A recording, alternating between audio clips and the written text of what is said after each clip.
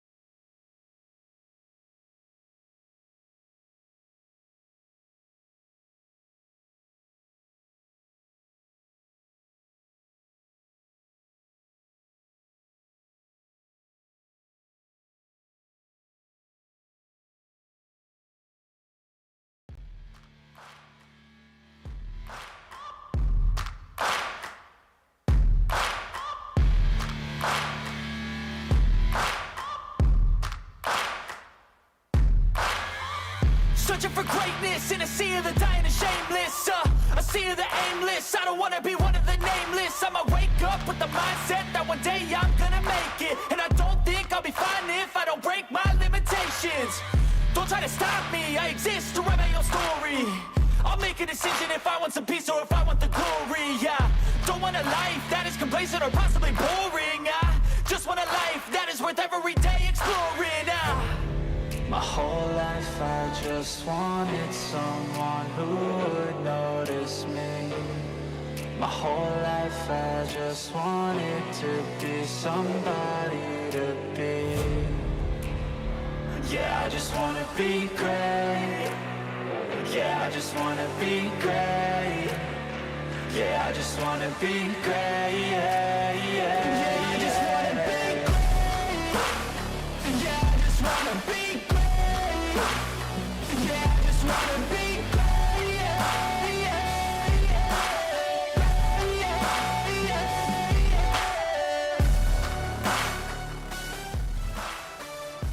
yeah. Auto Club Speedway, let's rock and let's roll as we get ready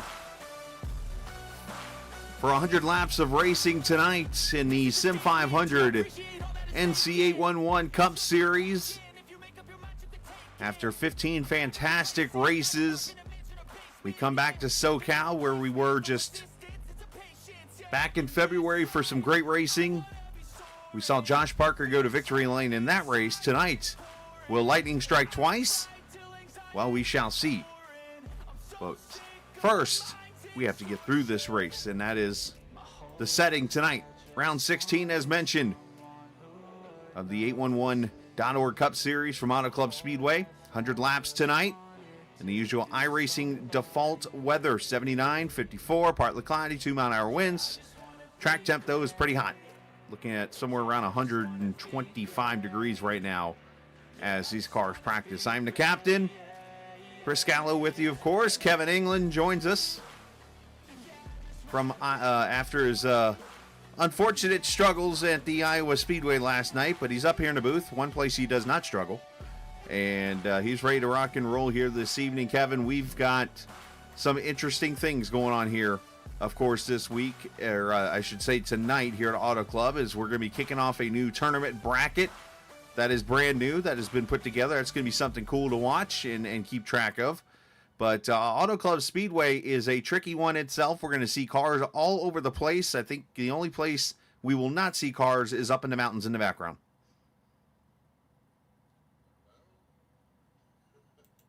No, I think we're going to have a great time tonight. You know, this is the type of track where draft, speed, 2 wide, 3 wide, dare I say 4 wide, long green flag runs, pit stop strategy. We're going to see a little bit of everything here tonight. I'm thinking that of all the racetracks, qualifying is going to be hugely important here tonight because of the fact that track position is so hard to come by. So I think these drivers are trying to get up on the wheel here as we get to qualifying. And we will have qualifying here very shortly as they get wrapped up here with practice here in just a moment. Now, you heard me talk about the brackets.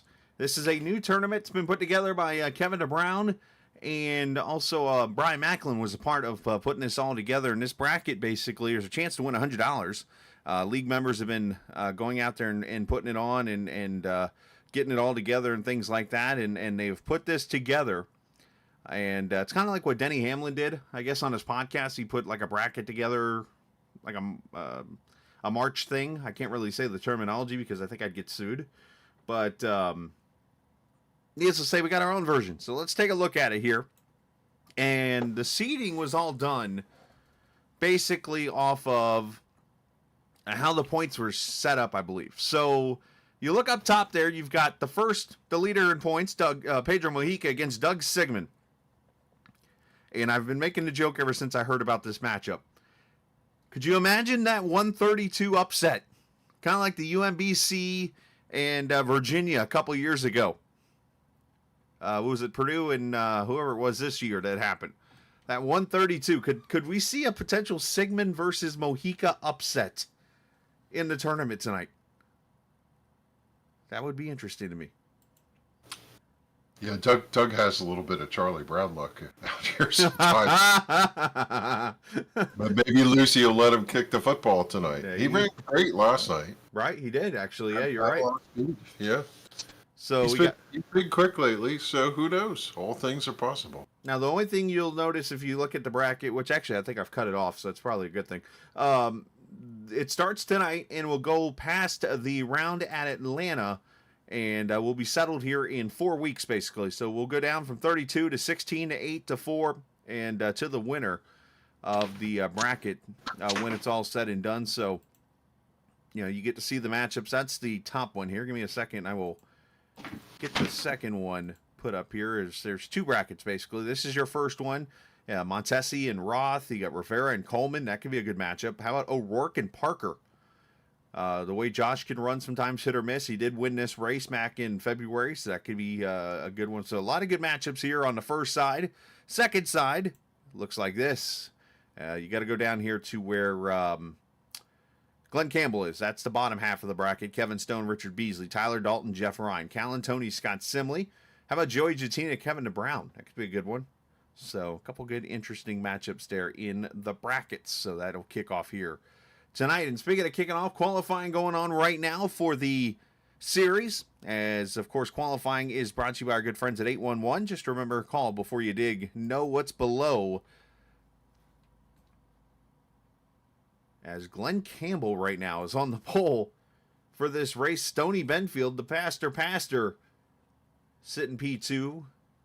As we update the time and scoring here real quickly. Campbell's been having some pretty good qualifying runs here as of late. Let's go see if we can get on board some cars here.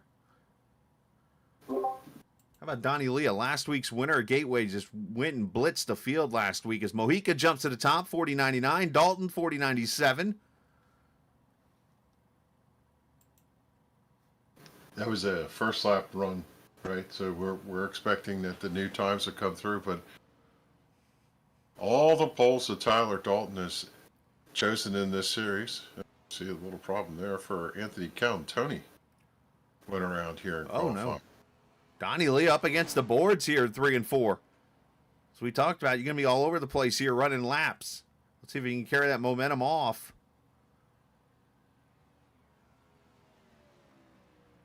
And let's see if Leah climbs up at all. He does not, it looks like. He will be 13th fastest. Tommy Ryan, good qualifying lap. And how about the return of a former champion in this series? The 7 of Trey Eidson. As we watch him qualify his lap. He's 9th right now. He's purple. Into 8th. He had the fastest second sector.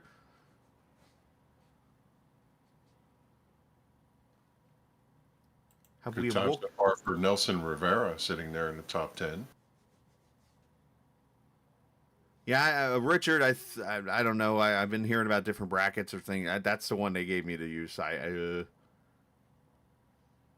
don't know. Is that not the right one? There's a couple. I don't know. Like, that was the one that was given to me, and I know Tyler and them were discussing it and stuff, and I'm like, all right. I just took the one that was given to me. So there could be some updated ones, but we'll fix it. We'll get it figured out and go from there. But either way, cool to see a bracket challenge going on right now. Richard Beasley, 5th, as he just qualified, 41.05, so the time's looking pretty close to each other.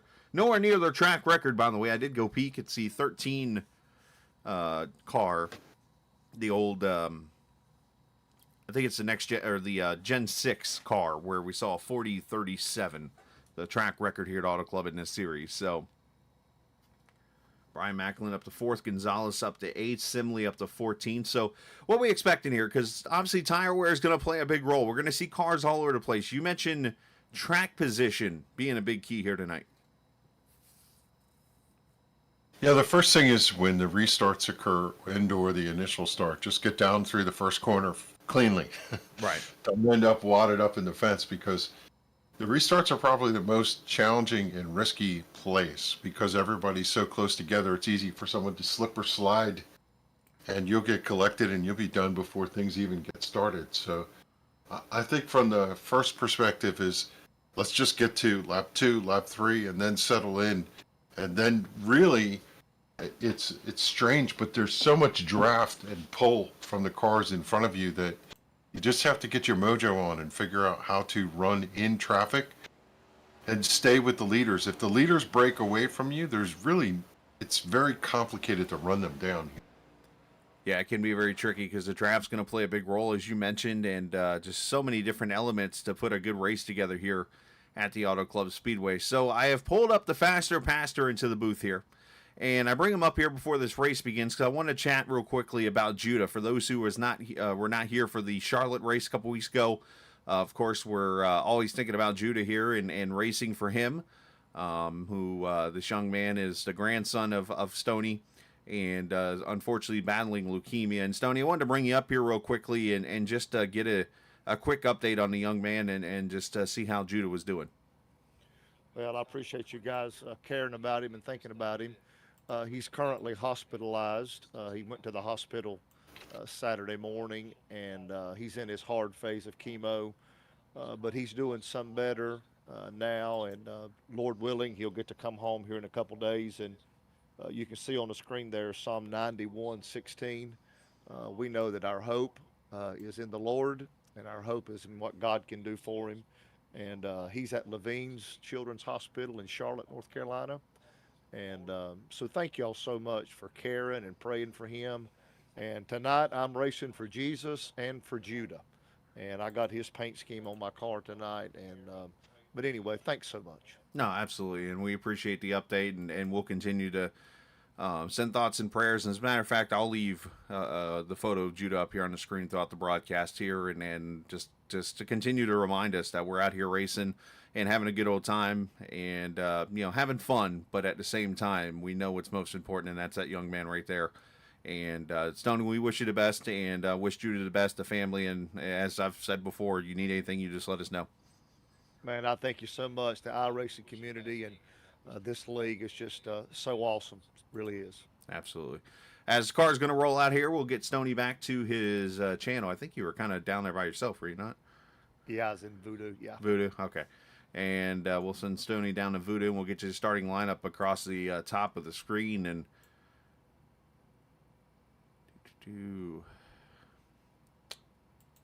yeah, I was going to say, though, Kev, that's...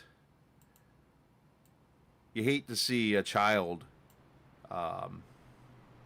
going through that kind of battle, you know?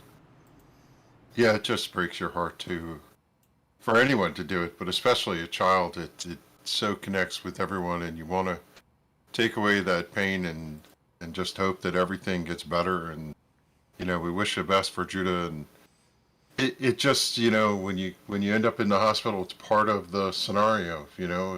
Part of getting the care is having to go through the hard times of that, but hopefully things come well out the other side, and we'll be thinking and praying for him. So let's take a look at the race information as we get ready to go. 100 laps here tonight. Fuel about 50 to 55. Should be a one-stopper. Could see some strategy. 3 sets of tires in the pits. Josh Parker, as mentioned before, won this race in February. And if you notice, Tyler Dalton, second straight night, takes the outside line as we come to the green flag at the Auto Club Speedway. Race number 16 of the season kicks off right now from California. Green flag. Drivers come up through the gears. Everybody seems to be doing okay. Once they get past that start-finish line, they can fan out. They are 3 wide through turn number 1. Off to the backstretch. Some drivers choosing the ultimate high side. They're 4 wide off of turn 2. No! And wow, that was a moment there, but everybody somehow gathered it up. I think that was Nelson Rivera who might have had that save. Or it might have been Glenn Campbell, but E.J. O'Rourke went to the top and made almost, you could argue, a bonsai move on top. And was able to, somebody made a save and a half right there. As Dalton leads lap 1 over Macklin. Oh, and around goes some cars in the back. This is a big wreck. Donnie Lee is involved. Randy Yoakum. Jatina.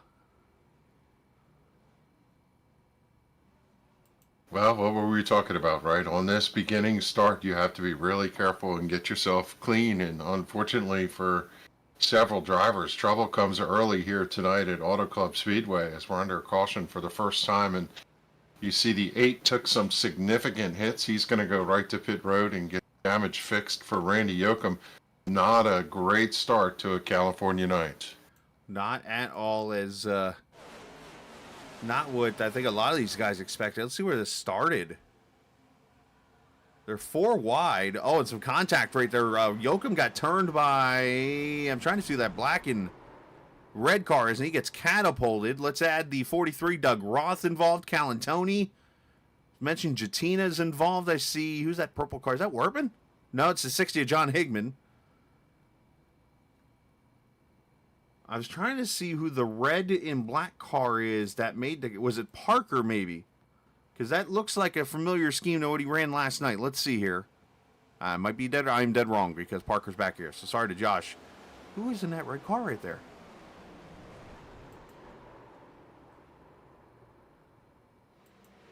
You know what? It is Kevin Stone. Okay. So Stone, let's go up here. Let's hit the blimp view real quickly here. The chopper. And there you see the contact right there. I mean, they're 4 wide right here. You got Friari or I've learned his name is not Friari. It's got, like, apparently you got to work the vowels in, so I got to work on his name a little bit here. But So how is it?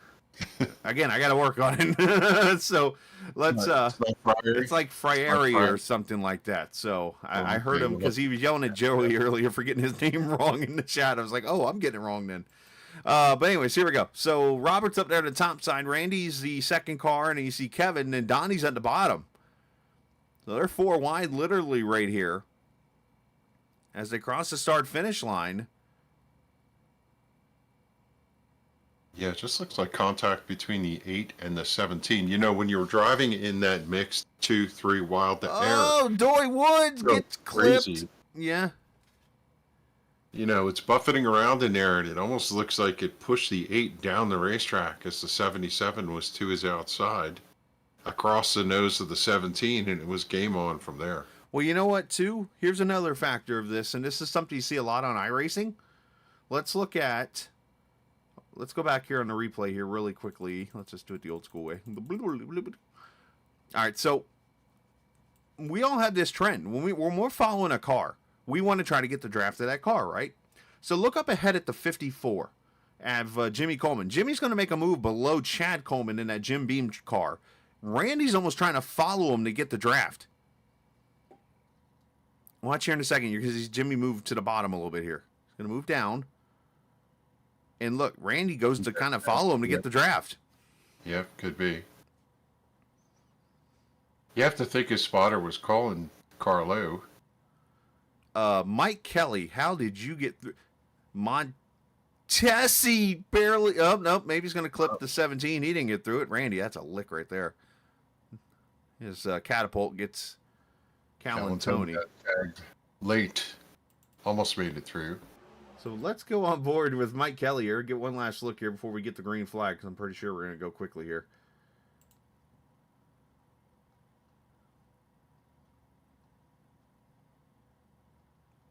Somewhere in here. Hey, somebody wake up Miss Ruth.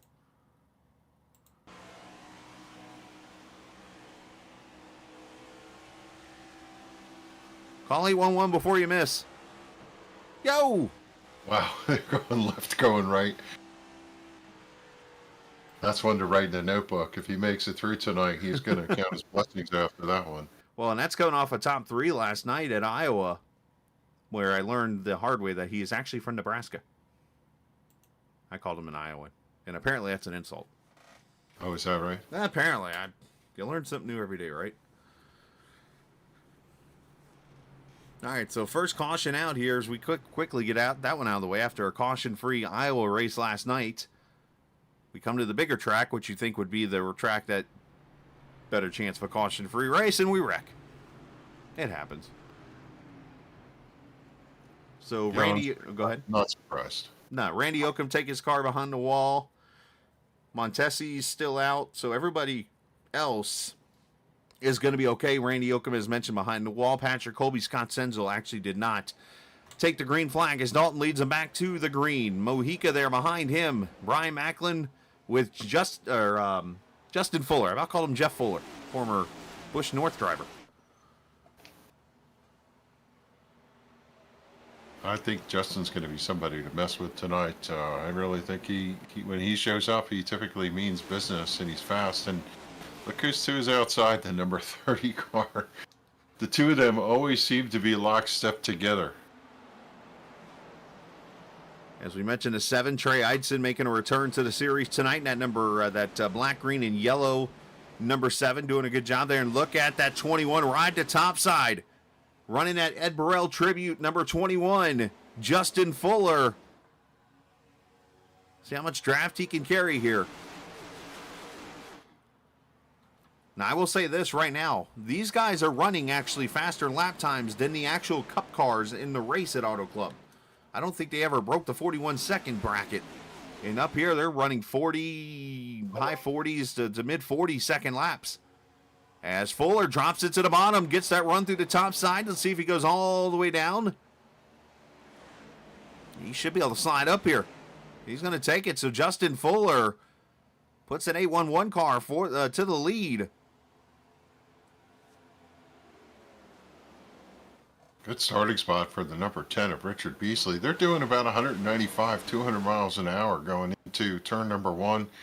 And a little less going into the backstretch. They really carry so much speed with these wide sweeping turns. 15 degrees of banking here. And you can go from the bottom to the top. Of course, the higher up you go, the more momentum you can carry down this long straightaway. Of course, you do got the bumps here. This track that's got the original pavement from 1997 on it. Should mention our cameras tonight. Didn't get a chance to at the caution. Presented by TrackCams22.com. As you check them out online on Facebook and in the iRacing forums at TrackCams22.com. You could see from that field shot that a lot of drivers prefer to be up on the high line coming down the front straightaway. If you could call it straight, it's got a big kink in it. And they tend to tuck in wherever the car in front of them has the draft. And then they sweep down low to drive off as smoothly and as fast as possible off for turn 2. And again, right out to the outside walls. 2 cars got together. Glenn Campbell's gone around on the back straightaway. He's spinning. And caution's coming back out. I didn't see who the other car was. It happened right in front of Stoney as we were on board with him. It was the 22 of Nelson Rivera. Oof. I don't know that the 44 hit anything. That's an achievement at this racetrack. Just slid to a stop in the grass. Good for him. In a section of the track that used to be all grass. Of course, that back straightaway, and after some very tragic accidents back there, one obviously to mention Greg Moore in the open wheel cars, they went to the pavement back there. But let's see what brings the second caution out here.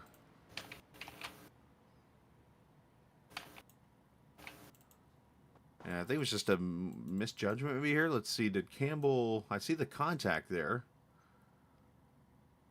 Let's hit our blimp view, and Campbell's riding behind Jose Gonzalez there in that Tabasco Todd Bodine throwback. You know what's interesting is it's not dissimilar from what you talked about earlier.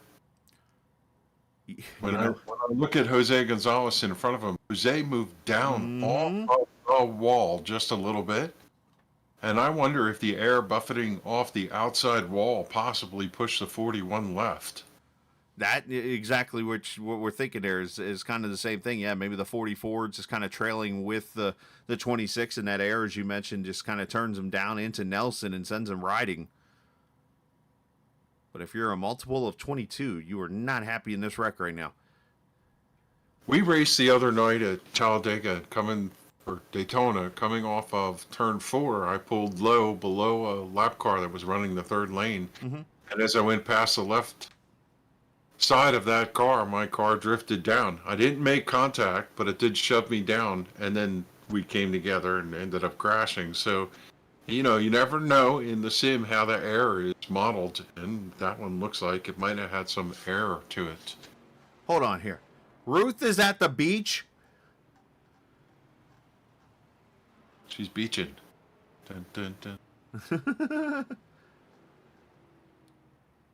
I look over and Barbara's got Ruth on phone. She's at the beach, but Jess found she's watching the racing from the beach. That is awesome. That's cool.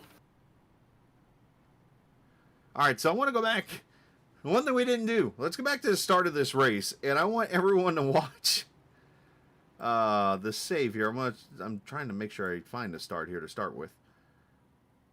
And when I show this, you will realize that like why Kevin and I kind of like lost our breath for a second. We were like, oh my gosh. So here we go. Start of the race all over again here. And let's go back here to, I want to say it's Glenn Campbell. It's been an eventful night for Glenn Campbell. Yeah, that's good to say. So EJ O'Rourke is going to try Kyle Busch move here. He's going to go right to the top, send it in there to 1 and 2. And I think Campbell just doesn't realize he's there. Yikes! How? I mean, if that car is any closer to his right, there's a wreck on the backstretch.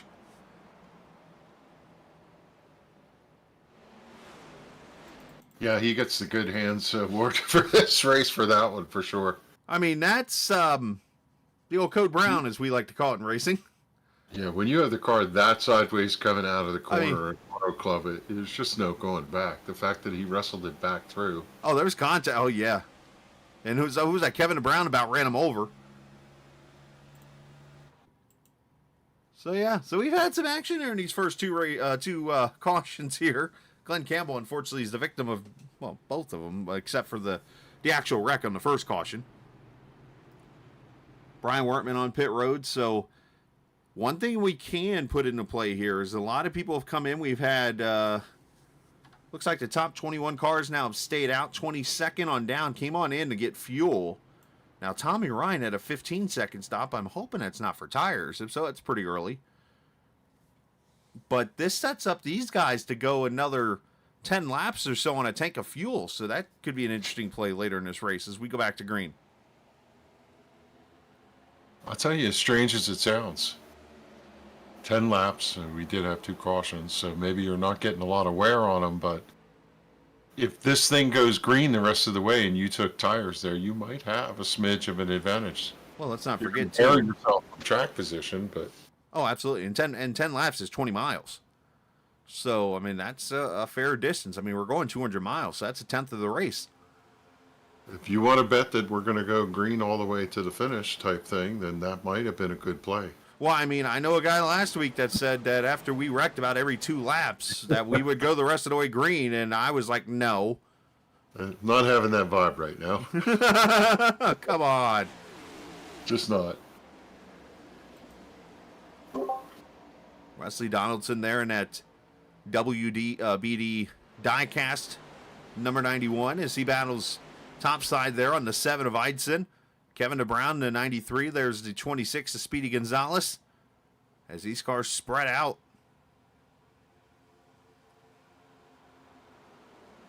This is an interesting mix, the way the field is stacked right now. You have some traditionally good long run and fast cars out in the back. Looking at Tommy Ryan, run side by side with Donnie Leah back there in 26.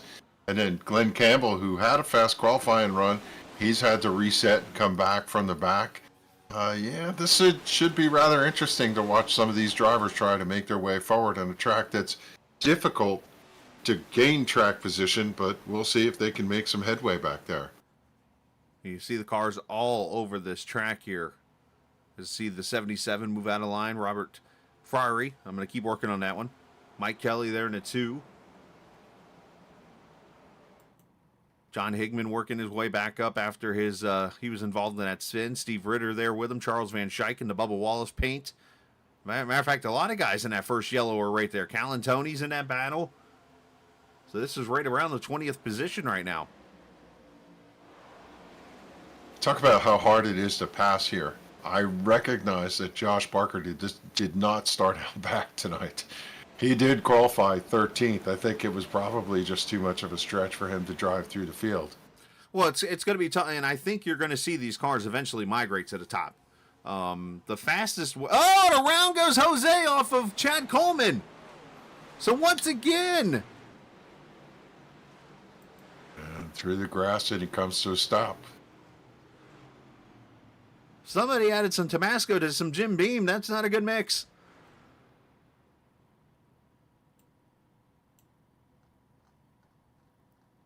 I wonder if the air is playing tricks with these guys. Something about these cup... Right... You know what? I think you're onto something here. Because once again...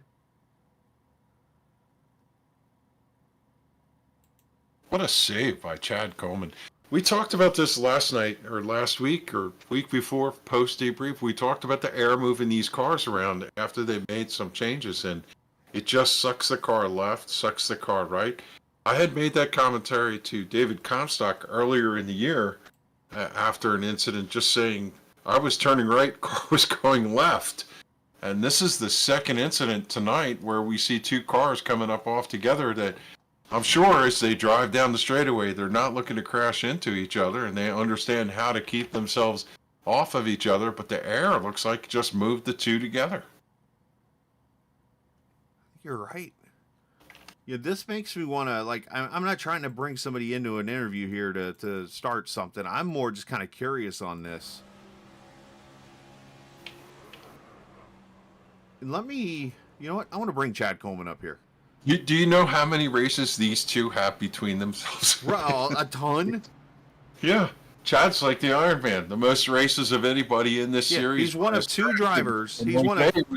Yeah, racing would be back in the early 2000s, so I know he's been around the block. He's one of two drivers that have had 1,000 starts in Sim 500. As a matter of fact, the next person up as of tonight has 94 more starts to go, and that's Scott Simley. So I want to bring Chad up here for a second, not because, not to ask him like what happened there. I'm just more got a curious question. Chad, you got a copy? He might. He might not.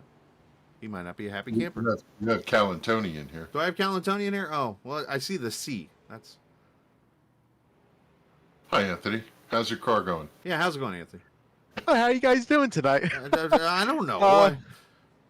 It's going pretty good, I guess. We fixed the car after that lap 1 incident, so we're just trying to get it rolling here. All right, man. Well, yeah, well, let me ask you. I'll ask Chad the same question here in a second. Are you noticing any kind of air thing with the cars around each other? To be honest with you, Chris, I really haven't raced really that close to anyone. I've seen the guys get, I don't know if they're getting spun or what. I'm seeing them spin down in the 3, but I haven't really raced anyone that close to notice any air change. But I guess I'm gonna have to find out. You sure you weren't close enough to yoke him?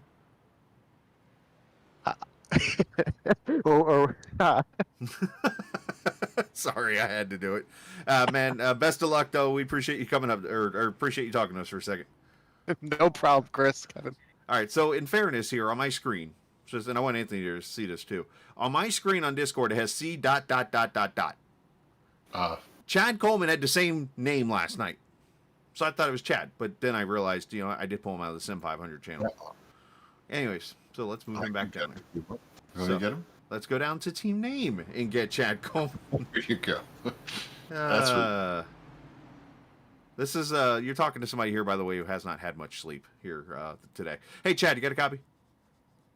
Yeah. Quick question. I'm not like looking to find out what happened in a wreck or anything like that, but I'm noticing a trend here. Kevin and I are, real quick before you go green. Is there something with the air going on that are bringing these cars together?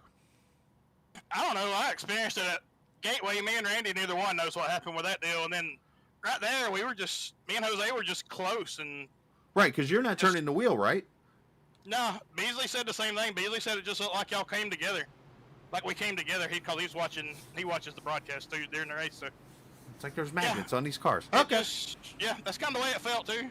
Well, we were just driving straight. We both moved a little bit. I mean, I told him my bad for my part, but well, it's a bumpy track. I mean, you're expected to move around. But hey, Code Brown, go change your drawers and go get going.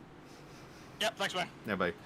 So yep, he's thinking what I'm thinking. So and I think you're on that, Kev. When these cars are, I think they're getting so close together, and I don't know if it's like a magnet thing or if it's a suction thing or what, but I think that's going to be something alarming here. It's kind of a slow restart for Dalton there. As Eidson goes straight to the middle, 3 up, now we're 4.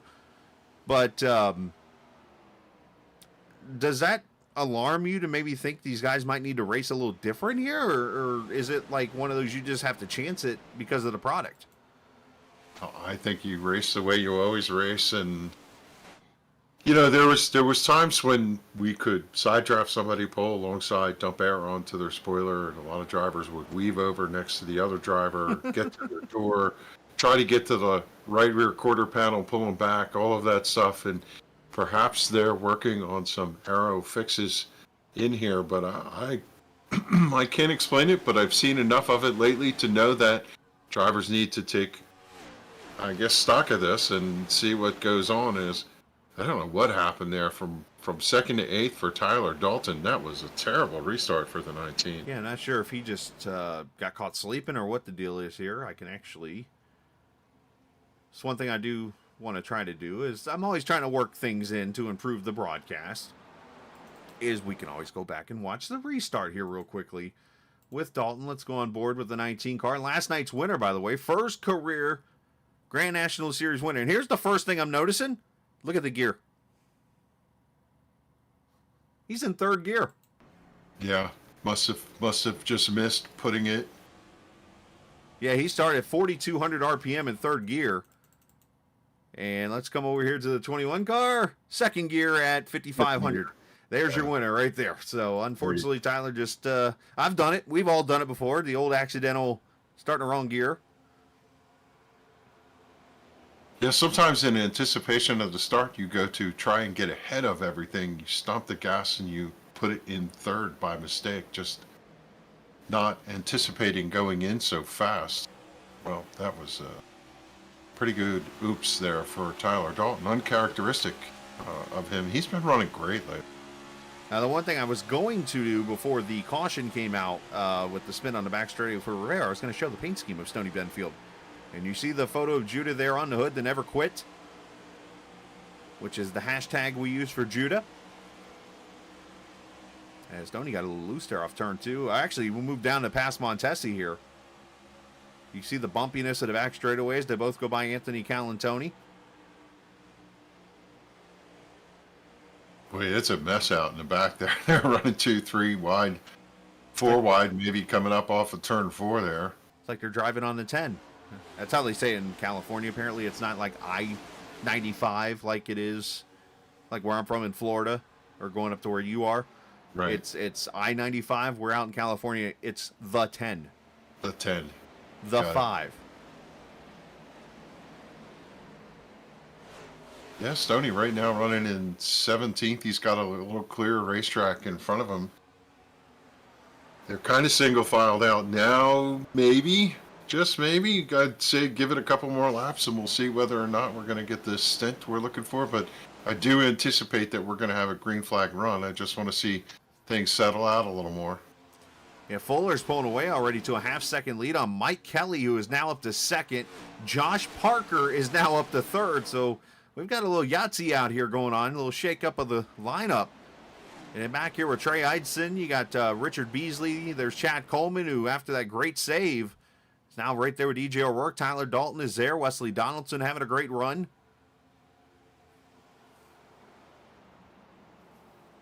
It's a terrible night for Joey Chatino. He's had some good runs lately, but tonight he must have some damage to that car. Running 34th, he had to wave around that last time and then went in and got some Beasley! service. Hold on, Richard! Sorry, Kev, continue. I look over to see him doing the conga coming off of turn 4.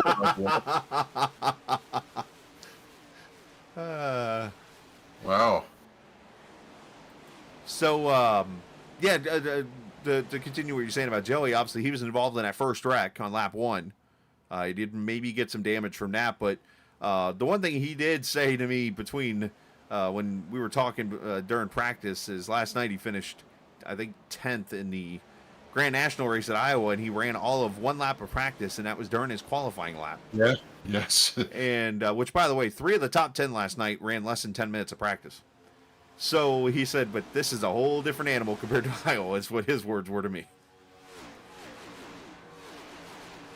I do recall Joey running about 4th for most of that race. He had a great run going all night long. Yeah, he was up there top 10-ish, I think a little bit top 5. I know Jeff Ryan I felt terrible for. Jeff had a great qualifying run, spent about the first, about 40 laps, 50 laps up there in the top 5, even battled for second for a little bit as Mojica drives it in there on Robert.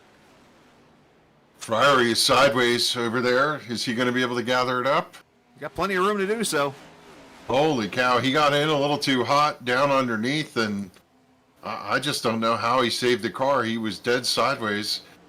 He drifted up into Ritter, and the car yanked sideways, and somehow the air caught that back quarter panel and straightened him right back out and grabbed the gear, and off he went. Well, I think what he was doing was going, because Pedro was below him, and Pedro sent it in there pretty deep with him, as John Fowler, by the way, is on pit road.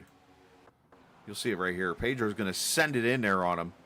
And Robert goes in there with him.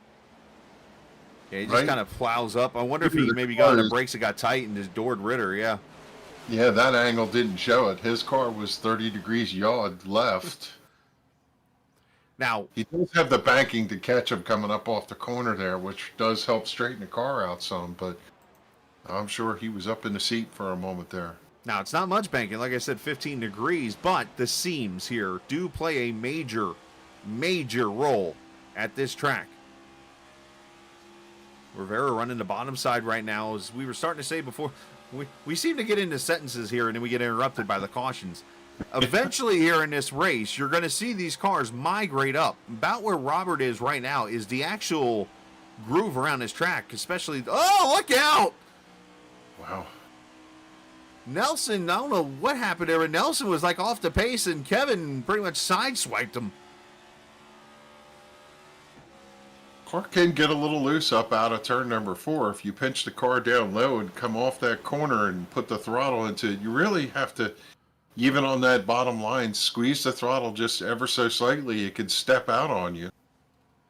You know, one thing that has happened here, and I was just about to reference the IndyCar, back when we were able to broadcast that stuff. A lot of times when I would run in a league that ran that series, off of turn 4 here, there seemed to be some kind of bump, or it might have been a seam right about there at the where the entrance to pit road is. If you were low enough, it would actually turn your car sideways on the straightaway. Yeah, you're absolutely right. You don't want to be down low for a long period of time exiting that corner, for sure. And that, it just played tricks as we got a battle for the lead, by the way, up here. Josh Parker, Mike Kelly has reeled in Justin Fuller. Oh no, the leaders hit each other. Kelly's into the wall, and around goes Parker. Look at that. Parker slides up, and that's going to bring the caution out. Once again, cars getting close to each other. And to quote the great Calvin Fish, argy bargy. How about that? You go from leading on that lap, number 31 for the two of Mike Kelly, to the penthouse to the outhouse, pretty much. Significant problems for both of those cars. This is, I'm very interested in this. Because I think once again, well, no.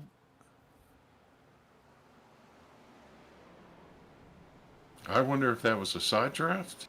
I wonder, and the first question is, how much damage does the 2 have? Is the 30 okay? Parker might actually be okay here. You got to look at the 21 for that one. That's what I'm I thought Parker high-sided himself. Yeah, because that's what caught my eye here as I slow this down, is the 21 makes a reaction to the right. And I want to get up high here. It almost felt like the 21 bumped the 81, and when he came off of him, the reaction was yawed the car sideways to the right, and he got in that left rear quarter panel of the 2. Take a peek and see if he actually made contact with the 81. I believe he did. We're going to do that. First, let's get the pit stops. We'll come back to that, but Interesting. Is there a full moon tonight? Outside in real life? I mean, obviously not an auto club right now. It's the sun's out. I mean, tomorrow, by the way, is the longest daytime day of the year. For those who don't know, the summer solstice, which is, yeah, where basically the longest amount of daytime you will see in 2023 will happen tomorrow. Oh, and now what in the world? EJ O'Rourke just hit the outside wall on pit road. Careful, careful. They're banging off each other trying to get around him. I agree with you. I have to look at this is a full moon night or something here. The only thing that's missing right now is Benny Hill music. So, and again, just to point out, I do not know how you go off the racetrack on the backstretch and don't slide down and catch that inside wall, but the 81 was able to keep it down through the grass, slid back up into the racetrack, and did not hit a thing. He'll need to change tires, but... He's going to need more than tires. That's 81. There's Parker. I'm sorry. I was trying to find Parker's name on my telemetry so I can go to a camera. All right, so let's watch this. Little bump. Bump. You know what? Hangs to the right. Yeah, there you go. You know what? Something about that contact made the car turn right. Well, he's not square on him. Now the big hit for two. The Ford bumper is the squarest out of all the cars. But look where he hits him. He hits him left front. Let's go to the nose cam here. Left front to right rear of the 21. I think that's the optimal place to tag somebody, but really you'd love to be square on. Well, you want to be square, but tip to be square. But here, there, and everywhere. So you got to remember, this is a worn out surface and bumps. I literally think the car got moved to the right when he made that contact.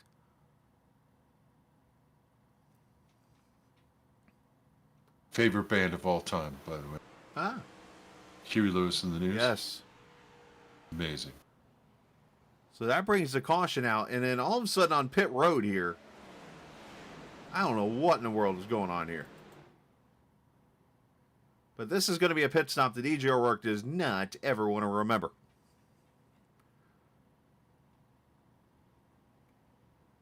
Just, I don't know if he spun the tires coming up off.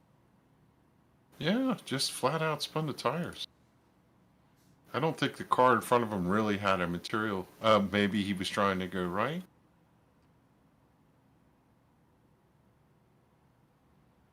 Well, it's very easy to do at a high RPM.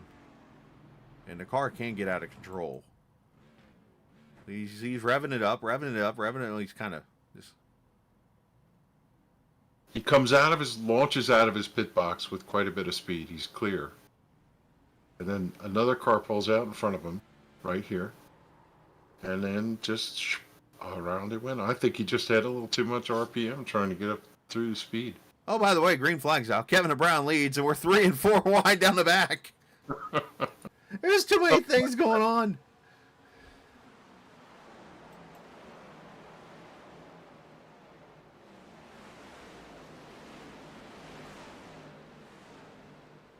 "35 laps in, we're still in a one-stop move right now. You cannot go the rest of the way on fuel here."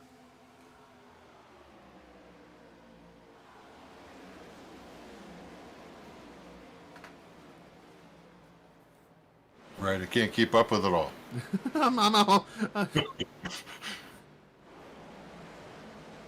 Oh, more contact. Montesi, I think that is with a save. I saw a gray car sideways. It is not Montesi, so once again I'm wrong. But hey, it was at 40. It's Glenn Campbell again. Glenn Campbell's been more sideways than a sprint car. Maybe And one car spinning now in the infield. O'Rourke.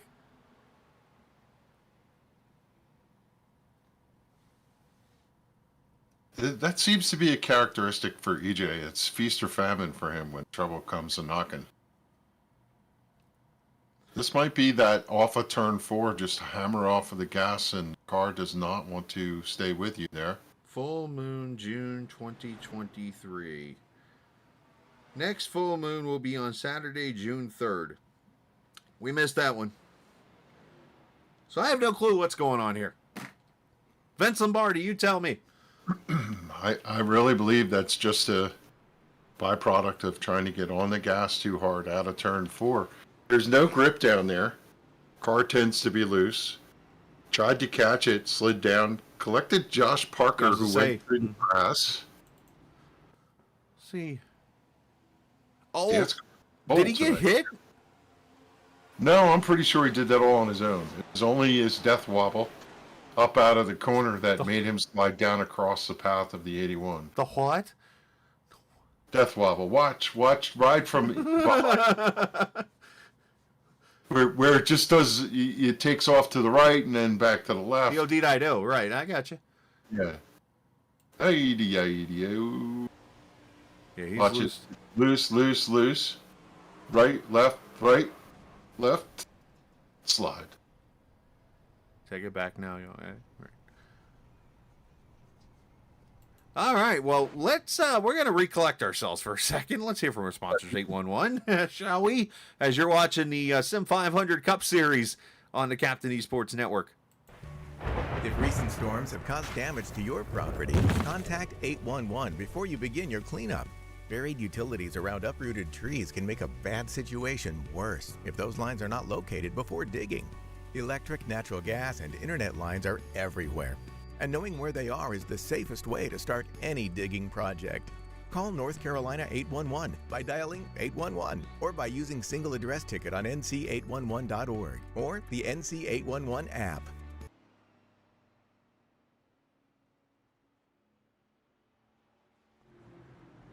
All right, back we are at the Auto Club Speedway in California, virtually on iRacing, Sim500 NC811.org Cup Series. Want to send some thoughts and prayers to those over, and I seem to do this every week, Mississippi, as I actually was watching one of the Storm Chasers last night on a YouTube channel.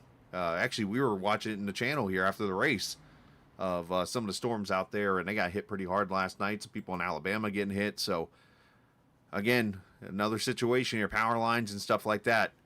Want to be careful around that. That's part of the 811, but always remember, call before you dig. So Kevin DeBrown with all this, by the way, won the race off pit road. So he leads. Jimmy Coleman is second. Jose Gonzalez is third. Tyler Dalton, Tommy Ryan is your top 5. I have no clue. I'm already out of paperwork when it comes to who hasn't had an issue tonight.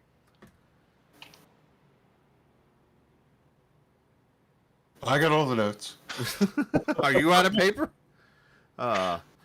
That's question number 5, and the 81 has had an eventful night. The 44 has had an eventful night.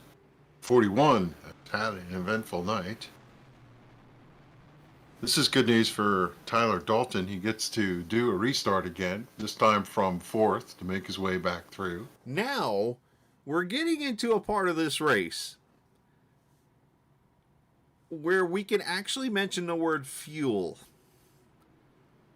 And we're still a little outside the window. Wait. We're getting there, though. You see that orange car right there?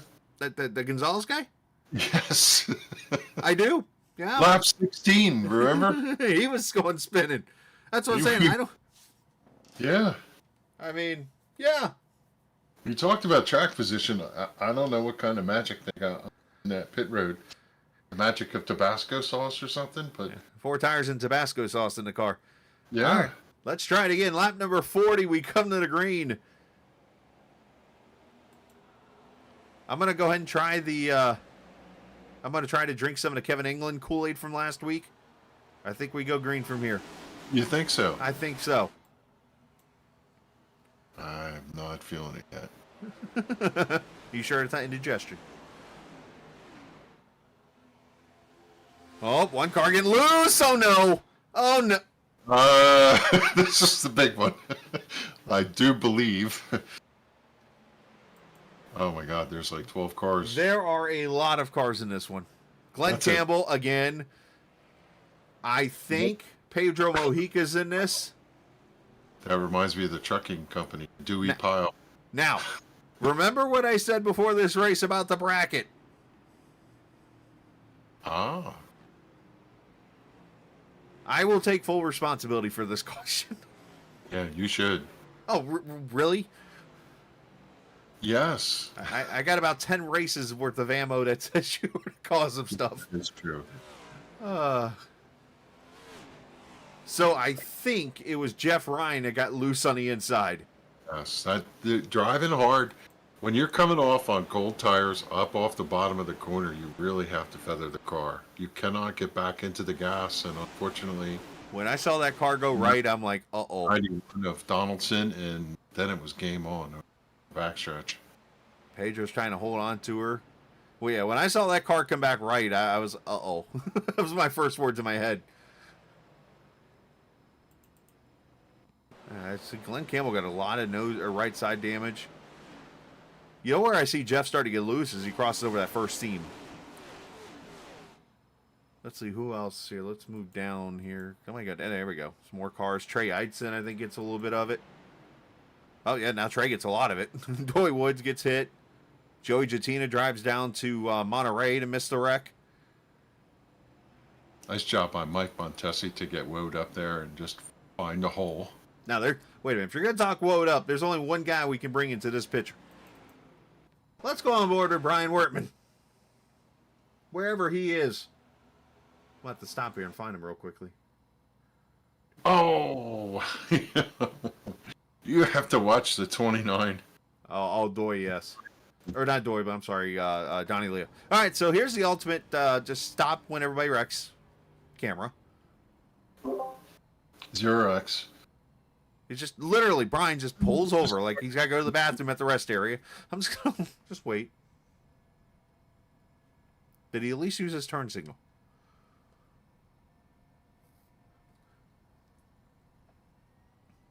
That was a pretty large incident. That there is one of those interstate blockers on I-90 near South Bend. That seemed to always happen. Got a big wreck on the end. That's usually snow though that causes that one. But let's say you said the 29 of Donnie Leah.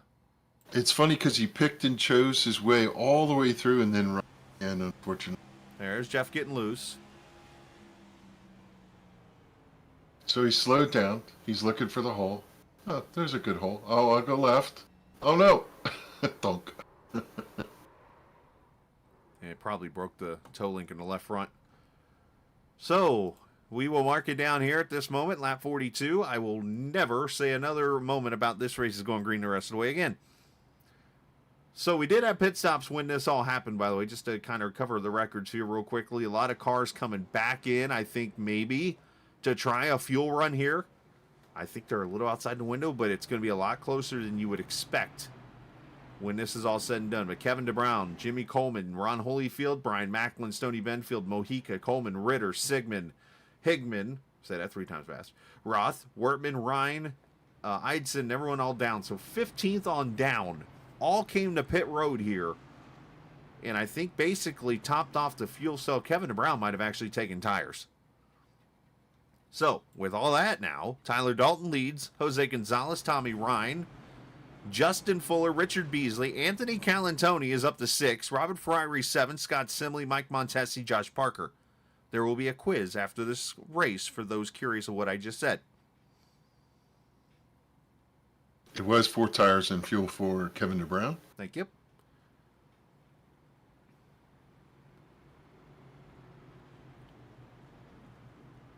Quite a few cars on pit road just getting damage fixed. The 3 is over there. I believe the 14 has signed off. Jatina, is he off the track? 44. Yeah, Joey is off. Yeah, Donnie Leah's back on track. He's a lap down. Mike Kelly's off. John Fowler, Randy Yoakum, all off track. All right, let's try it again.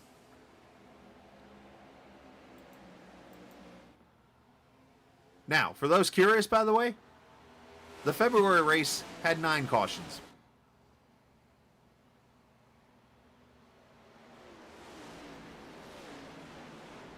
And that was actually a 120 lap race. So we've actually shortened the race up 20 laps.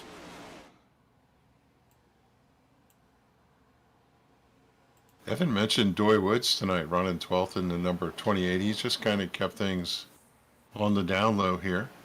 Now, I'm curious of how much damage Doy would have, because, yes, that's a great point. We didn't bring him up, but he was involved a little bit in that first wreck. He got hit, and he kind of tail whipped the outside wall with his right rear. Cars are pretty sturdy. They could take a hit, but this is an aero-sensitive track, so if you are having problems, likely because you've got a front-end issue. Justin Fuller diving to the bottom here, going to go for the lead. Well, they're 3 wide over there with Kevin DeBrown. He got a little squirrely up out of the corner. Joe Hudson backed out a little bit, I think, in order to let him have his moment.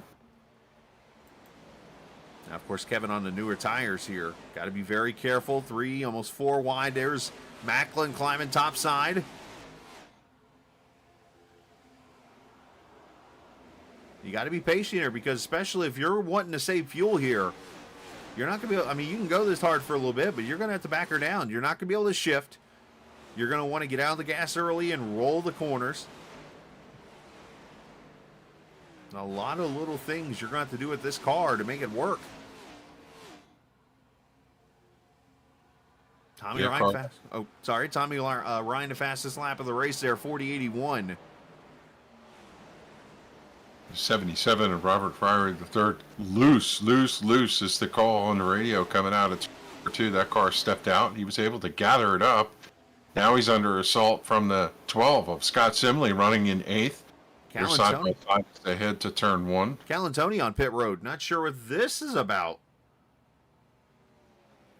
Not sure if he got a penalty or something. Yeah, it could be. It looks like he's doing a pure drive-through here. You know, I do see some smoke off turn 4. Did he spin on the pit road?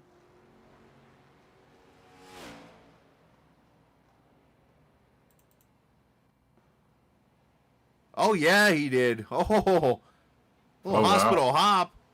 Goes through the... Wow, he almost, like, lost his nose to that car, to the barrier there. He's going to end up having to come back in because he probably sped going across the line, which would get him a penalty of drive-through. Well, I would hope... Well, we'll see what the rules are there, because, I mean, they might clear that. But I guess that would be considered... Well, it depends on the league, too. There's some leagues out there that would call that a self-spin and not clear that. Yeah, I think here they try not to, no judgment, interfere with that. Whatever the sim calls, that's what you got. Right. 3 wide back here is Pedro Mojica, Mike Montesi, Chad Coleman.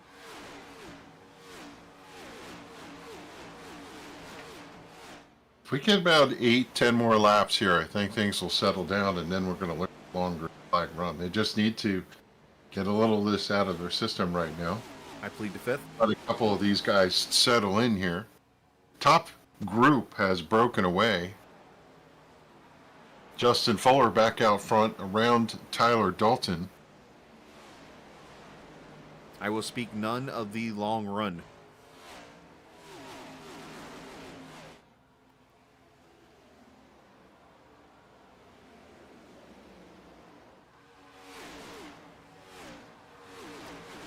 So with all this attrition, by the way, this does give us a good opportunity. Let's bring up the point standings going into this race here tonight. Pedro Mojica leading. I want to make sure I have the right up. I do not have the right one, so forgive me. I thought. Here we go with that producer issue again. I have to hire one. Seems like every week.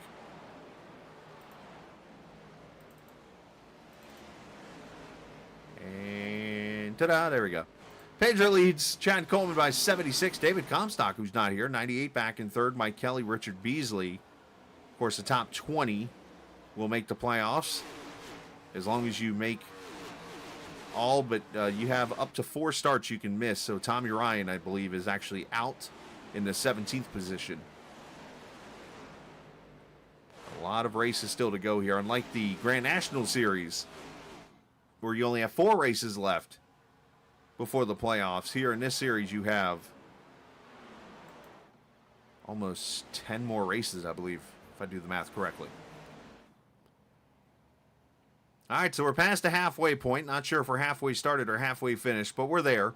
Lap 51 in the books.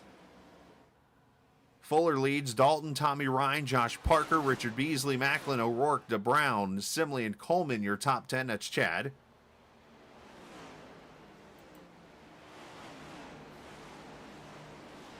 I think we might have reached critical mass here. I see how everybody's kind of conveyor belt out. There's a couple 2 wides here and there, but for the most part, everybody's picking and choosing their lanes. Their tires should be up to temperature, and right now they can just focus on what's out front and what's in the rearview mirror and not get too crazy about 3, 4 wide, as we've seen it now. A couple good runs where Pedro Mojica right around the 11th position. He's got Scott Simley to his outside. In front of them is Chad Coleman and the 93 of Kevin DeBrown on fresh tires. They're in a little scrap there. Let's see how that works out, but I think they're all in a good place right now. Now, the one thing that I'm trying to do over here is, as you're discussing the action, is I'm trying to do some math, because the guys who pitted here came in at 41 and 42, which leaves you at 58 to 59 laps to go. And I am tempted to ask the $1 million question here: can they make it? Can you make it? And you might understand why Tyler Dalton is out of the lead. He let Fuller get by on the restart and is running second. It could be so he can draft, and you could save fuel here, Chris, if you come down the backstretch and just ease out of the gas, let the car float down in. Maybe you're going to put a little clutch in to drop the RPMs. Mm-hmm. The only issue with that, Kev, is that Dalton pitted at 32. He is not one of the 41 guys. Brian Macklin, Kevin DeBrown, Pedro Mojica are those guys. Tyler came in at 32, so he would have to go 68 laps. And I'm pretty sure, unless you got an illegal fuel tank, that ain't happening. Yeah, my notes say somewhere around 57 to 60 laps-ish. But everything changes every race. So. Right. See Simley make a pass on O'Rourke. O'Rourke's car does not look good tonight. He just is not into the racetrack in any way. The car is skating all over the place. You see the back end wagging around, and he's hunting and trying to track some different places on the racetrack. What I see him trying to compensate what looks like a loose car for him in particular is he's going up high on entry and trying to drive straight off, so it's not putting so much pressure on that right rear wheel, because he just does not seem to have any rear grip tonight in that personal comfort Camaro. So he's not comfort. He's not comfortable at all. No. Beds are comfortable, but that car is not. Here you see Macklin, Kevin DeBrown, Pedro Mojica. This is all 7th, 8th, and 9th. And this is the leading group of those who did come to pit road at 41. But up front here, you got the front 5 have kind of driven away, got their own little tandem, if you will, going. One thing you'll note as they go through the corner is we'll pick different lines, and they will try to mess with each other. The reason they're doing that and not driving straight in line is the fact that they want some air on the front of the car. So if the 81 of Josh Parker ducks low, he gets air on the hood, and it helps plant the front wheel so that he can actually turn. Then when they get to the straightaway, he'll get right back in line and suck right up to the number 19. You always try and put at least a left front fender down underneath the next guy if you can help it.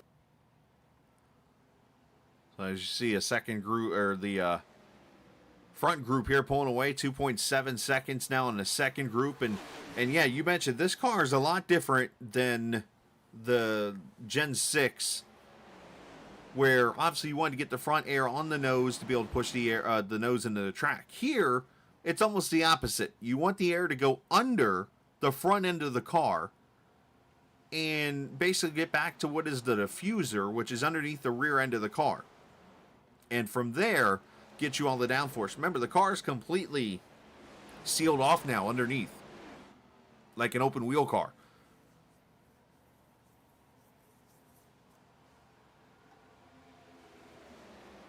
Yeah, it's funny. I never really think that much about it when I'm driving the car. I just go in, feel the way the car hooks up to the racetrack and takes whatever it gives me, you know? Right.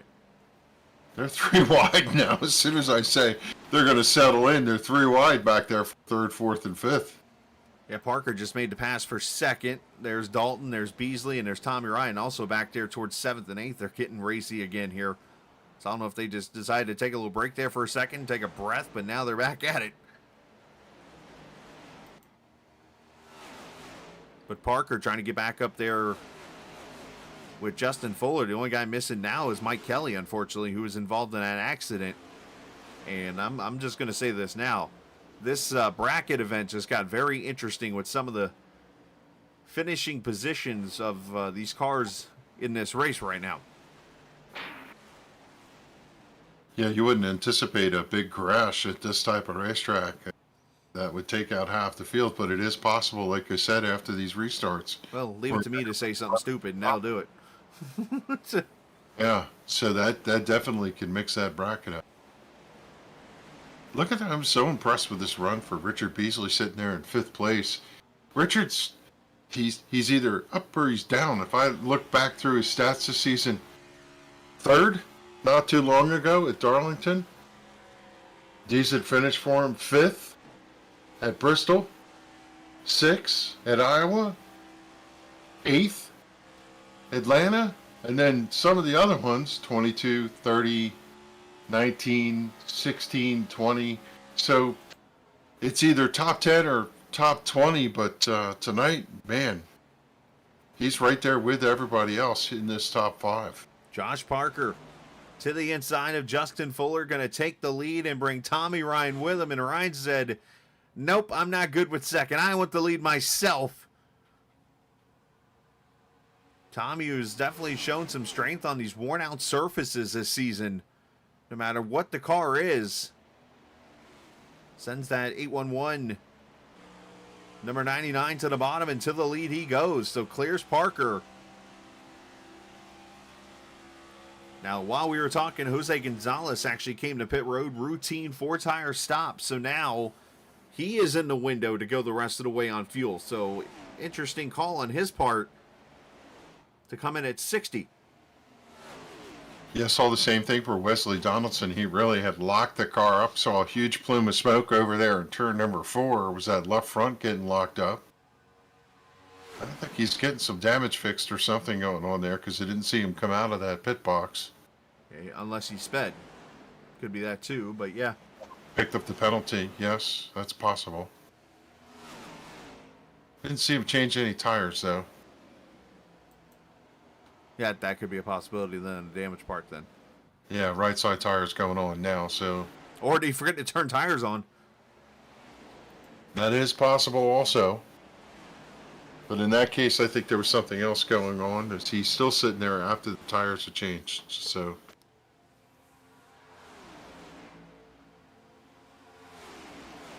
63 laps complete in what has been a pretty wild race here at Auto Club Speedway. Appreciate everybody joining us tonight. If you're new to the channel, hit that subscribe button. And if you're not new, we appreciate you coming back and joining us tonight. As I just realized, let me put the young man back up on the screen there. As we remind you that, of course, throughout the season, especially at Charlotte a couple weeks ago, we were racing for Judah, the grandson of Stoney Benfield right now. Stoney running in 16th. And continued thoughts and prayers for that young man and for their family as Judah battles leukemia. Stoney having a pretty solid run. Yeah, currently in 16th. Just chugging along there. As Parker, by the way, has gone back to the front. Tommy Ryan falling back to 4th now. Beasley up to 2nd.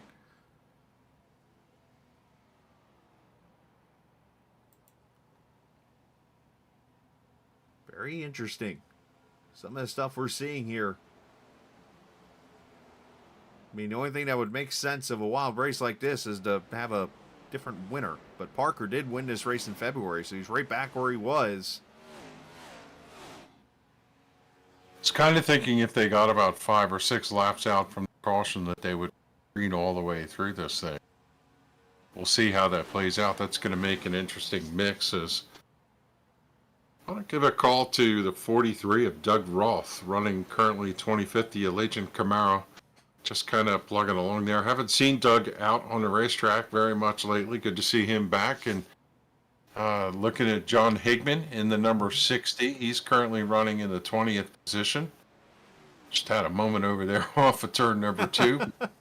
John Higman Jr. just hanging in there. And, you know, I think it's important to call out some of these guys that come and support the series day in and day out, run a bunch of races through the week, and show up here on Monday nights to support Sim500, where you could race 7 days a week if you really want to. Literally. Asphalt, broadcasts, everything you need, sim500.com, and they pick up a lot of fun for drivers, pick up a lot of new drivers here and there. There's always big full fields to race with, and as you can see, yeah, we got into a little bumpy start here, but the quality of the drivers here is second to sure. Yeah, and it's definitely one of, and I will strongly put out there, the best iRacing series fixed setup-wise on iRacing. Great racing, as you mentioned, 7 days a week, and that's with a partnership with Goat Racing, which is ran by Charles Van Schaik. And basically, last night you watched the Grand National Series presented by 811. Of course, tonight the Cup Series presented by 811. And then tomorrow night, we switch over to the Goat side of things as they'll race on Tuesday nights. And then Wednesday, you and I are on track in trucks for the Transervice Truck Series from Gateway. And then Thursday night, another Goat Series race. And then, excuse me, what was that? I said we are not the draw, but yes, No. we do. And like I said, I learned the hard way last Wednesday night. As I pretty much walked away like a dog with its tail between its legs, real quick. But that just shows the talent out here on iRacing. But yeah, Thursday and then Thursday, Goats on track, and then Friday night it's the Midnight Thunder Series, which is the Gen 4 cars. What a blast! Yeah, no kidding, right? It's just a total blast to race that. This race back here for 8th, 10th, 13th, all through that section, it won't quit. These guys are really going. And when you had talked about earlier, some of them have gone to the high line over 3 and 4. And even some shifting going on here as we were right on board with Chad Coleman, who was involved in an incident earlier. 4th gear shifts up to 5th as Steve Ritter comes to pit road. So drivers will shift down in 4th if the car gets bogged down running around the corner. They'll go down and it'll increase the RPM and give them drive up off the corner. When the car starts to push, in the context of it will not turn going into the corner, you really have to ease out of the throttle, maybe drag the brake a little bit, and then the car comes down in RPM. You shift down to 4th, grab a gear, and run it hard up off the corner to get back to the straightaway.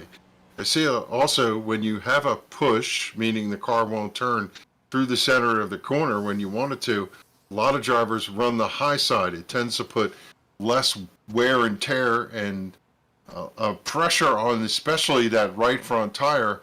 You could kind of carry the momentum sweeping to the outside, and we do see now everybody up 1-2 seams down from the outside wall, which is completely different from where we were at the start of this race. Stoney Benfield, John Higman Jr. on pit road. Wesley Donaldson's still in the pits, so apparently, yeah, he is getting damage fixed on that 91 car. Unfortunate run there. But the faster Pastor getting 4 tires and fuel, and he pulls away. I'll tell you, Joe Hudson having a great night tonight. He's had his struggles the last couple nights, but that 15 is hooked up here tonight. He's underneath Scott Simley for 11th. Something tells me that somebody updated their equipment. Yeah, could be. He's been talking about this new computer that he bought. Not just that. Something tells me he's holding on to something that's a little different now.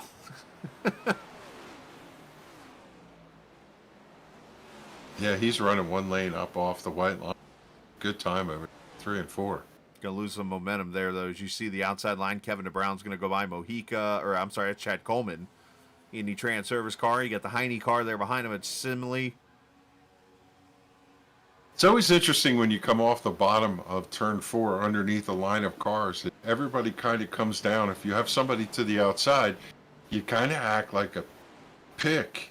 They come down, you pick up the draft, and you're able to drive forward a little bit. That was what we were able to do to Jimmy Coleman there in the 15 as he drove down low, got to the back bumper of Kevin DeBrown, who dropped off the straightaway fence on the outside, and then he picked up a little sniff of the draft. Oh, here's an interesting development. Pedro Mojica to pit road. So this is the first of cars that pitted at lap 41's caution.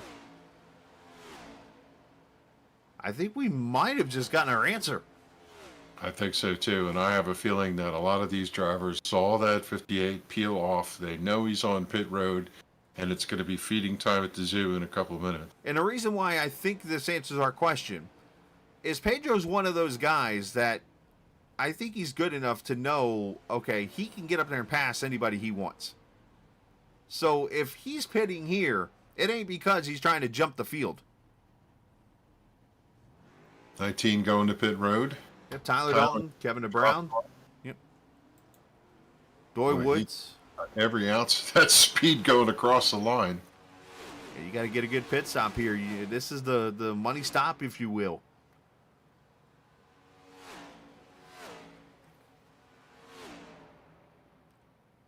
Doug Roth coming to pit road back there. You mentioned the Allegiant 43.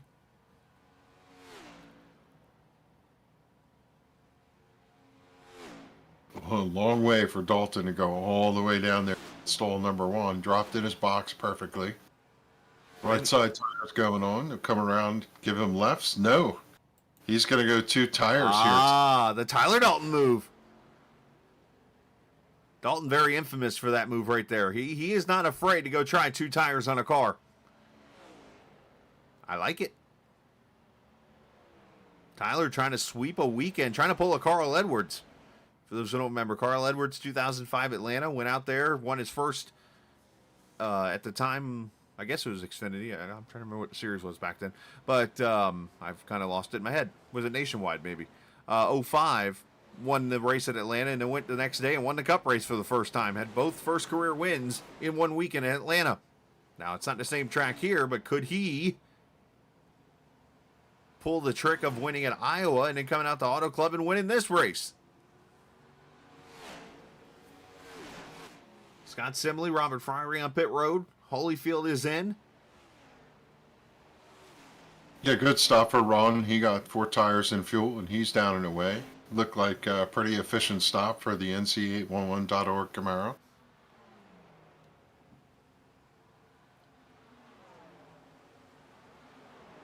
The bad news for the 19 car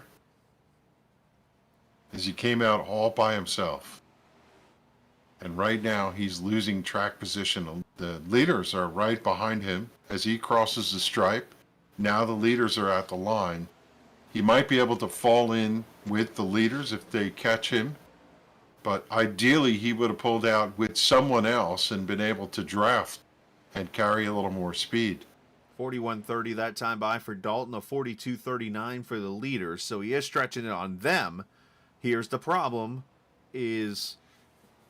Yes, he stayed on the lead lap, but obviously with the delta time on pit road, the leaders are going to be pretty much right behind him when they come off pit road with fresh tires. So I don't know if this is going to be a winning move, but it could be one to steal some track position from Tyler. So we'll have to see as O'Rourke, Tommy Ryan, Mike Montesi come to pit road.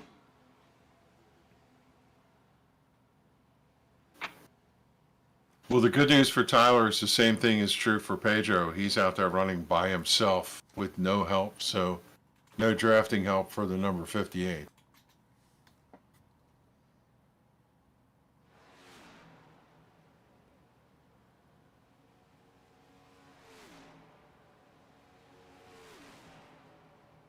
Richard Beasley's been keeping it within 2 to 3 tenths on Parker the whole entire time. Fuller's been right there with him, and I think Parker might be coming to pit road here as he slows up, dives it to the left. Back into the left to pit road he goes. And I think he locked it up. You can see the smoke. Chad Coleman in. And Richard Beasley leading this race with 21 to go. Where's his fan club at? They'd be pretty happy to see the Beasley man up front.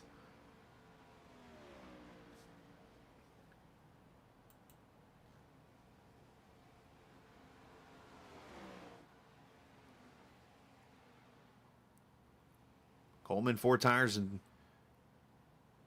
fuel for the 38. He pulls away. All right, here comes Beasley and Joe Hudson to pit road now, so that gives Justin Fuller the lead in the 21 car.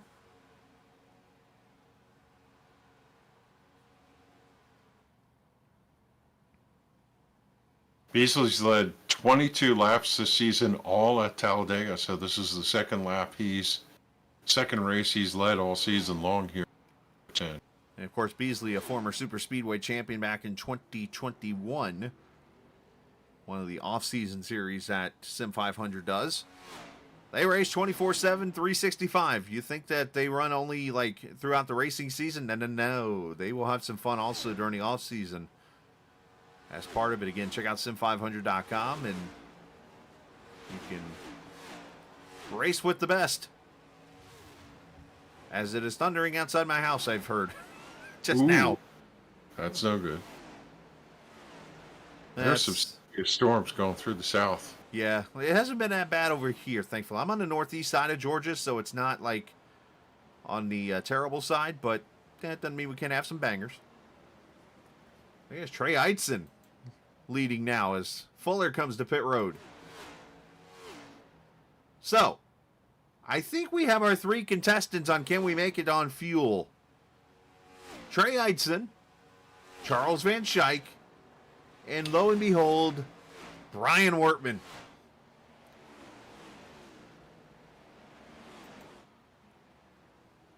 Trey, it's in lap 81. That's interesting. He's got 17 seconds on Van Schaik. He's got 19 on Wortman, 22 on Dalton. Let's do some math here. Eitzen ran a 42.49 last time by, 41.07. It's a 1.3 second advantage for Tyler's. Calantoni comes to pit road. So 1.3 at 22. That's going to be very close to getting Tyler right to Eitzen's bumper at the finish.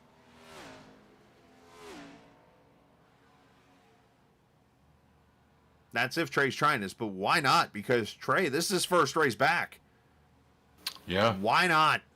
Not racer for points. Definitely wants to see if he can get himself a victory in the maiden voyage here. Now, the one thing that would tell me he's not trying to win this race on fuel is he's in 4th gear right now. Because I would think you'd want to max out the RPM as far as possible to keep... Because the higher RPM, obviously, the more fuel you burn. Right. Now, could he be playing the opposite strategy of trying to get a yellow?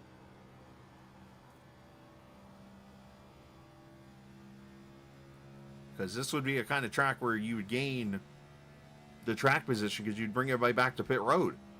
You would, yeah. Everybody has a set of tires, too.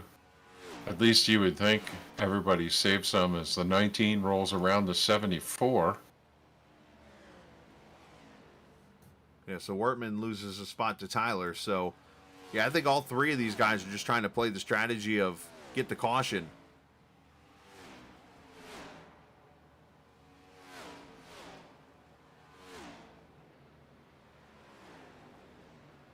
I mean, Trey could have saved enough, too, to where he can make it on fuel from here. If I'm Tyler Dalton, I need to get past the 23. Then really the only thing I have to do is make sure that that 7 does not make it to finish, and I'll be home free. I know one thing for Tyler, though. He's, let's see if anybody else is looming behind him at change of pit stops. Van Schaik now on pit road, so Dalton up to 2nd. As Fuller just ran the fastest lap of the race, 40.77. So Tyler's got 1.7 seconds on guess who? Pedro Mojica, who is now third. Brian Macklin is about 2 seconds back of Pedro, and he's actually got Kevin DeBrown kind of drafting him to try to catch that 58 car. I mean, right now, we got 14 laps to go. It's a 17-second lead. If Trey's trying to make it, Trey can give up about, I mean, I don't have the exact math here, but it would be 1 second a lap. Yeah, unfortunately for Trey, he doesn't have anybody to draft. I don't know if clean air is better than saving a little fuel running behind somebody. I mean, no, obviously. Oh, I think the 30 just kind of scraped the wall off too. No, I think optimal, no. But how do you counter that? You just back up your pace a little bit. And this is one of those things where you look where Tyler is. This is easier said than done, by the way, too. Because you're out there driving, you're trying not to get a caution, you got 30 things going through your head. So the one thing you're thinking right now is, okay, I need to back off this much pace-wise, run this fast, and know that I can go this far on fuel. You know, like that time by, I'd send a 42.84 to a 41.52 from Tyler. It's 1.3. It's a 15-second gap as we have 13 laps to go. Yeah, I just don't feel like this is going to happen. I feel like the 7 is going to go to pit road as everybody else who was on that alternate strategy has come to pit road. We saw the 74 duck off a moment ago. He went to pit road to finish his last few services. Now, I think you're right, Kevin. But I'm building the TV drama. Yes, okay. I watched that 7 come up out of the corner. The thing wobbles and wiggles, but he just keeps his foot planted in it, so... Now, I mean, he could back off here and let Doug Roth pass him.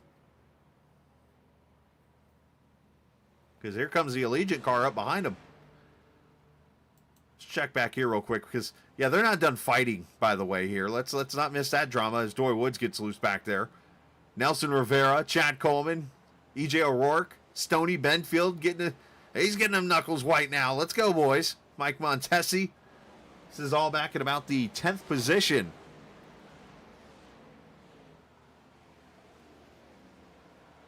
I'll tell you who's looming large is Pedro Mojica. He just will not go away. He's starting to run down that number 19. He's in traffic, but using the draft to great effect. And one of the things that I see Pedro doing is just timing his passes perfectly. You're trying to draw behind the car as you go through the corner, get the draft partway through the straight. 60 car into the wall, sorry. Didn't mean to cut you off there. Everybody had to scatter a little bit there. As Hickman caught the wall. You know, the more laps we go here, I'm starting to wonder if Eidson can do this.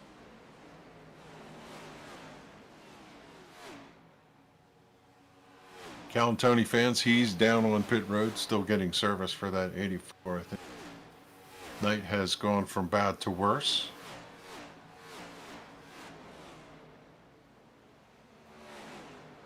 And these are the kind of races that get me kind of nervous, man. It's like... Yeah. You get a caution, though, that this is going to bring every single person back into this. You know, Kevin DeBrown, he would love to see it. Yeah, but you know what? Here's the thing, though. Oh, Trey's on pit road. Trey's on pit road, so he could not make it. The tease is done. Yeah. So now, we go. Tyler Dalton versus Pedro Mojica. 2 tires versus 4. Pop the balloon. Yeah, right? No kidding.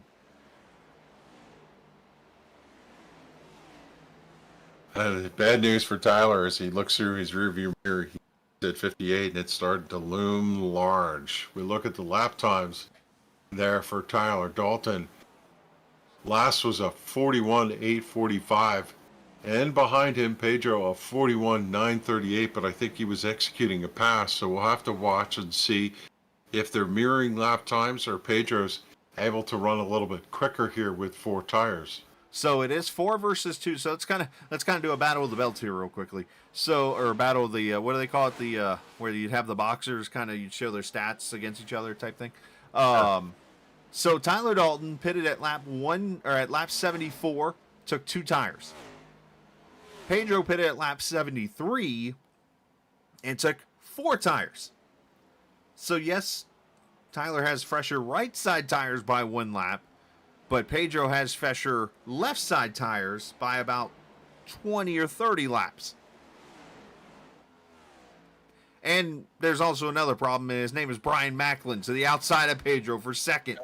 Yes. Comes to 30 on a run. Don't sleep on the comfort car.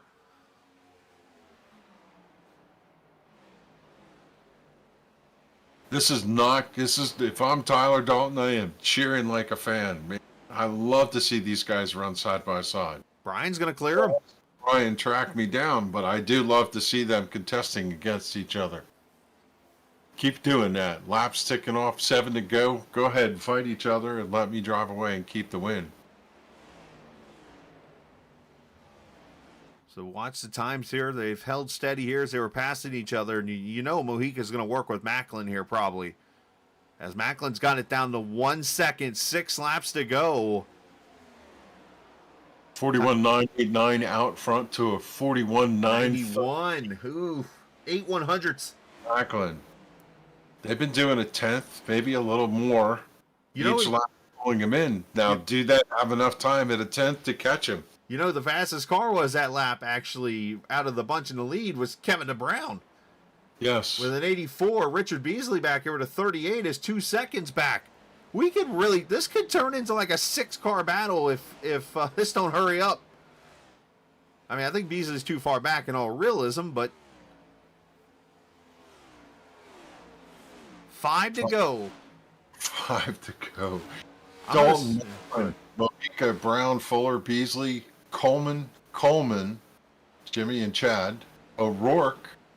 After all his troubles running 9th and 10th is Mike Montesi. And I just look at this and say, it was all about the pit stops. Yes.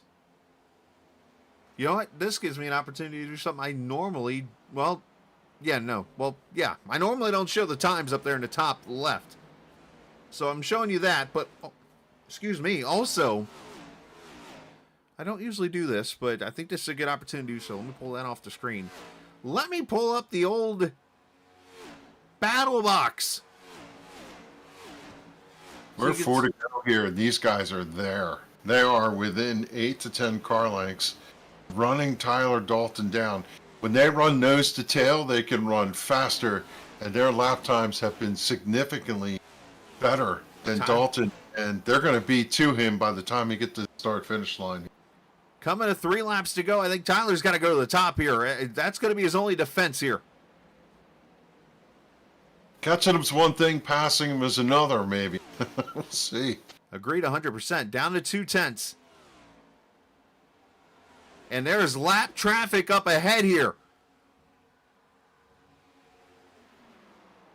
Okay, he's there. Macklin is to the back bumper, peeking to the outside. Will he get a run off of turn 2? Good aero block from Tyler, who gets loose, and Macklin's in the wall. Wow. Oh, all that work to get up there and then to scrape the right side off on the straightaway. That's what you have to do with this car. I know they call it kind of like a Joey Logano type move, but you have to aero block.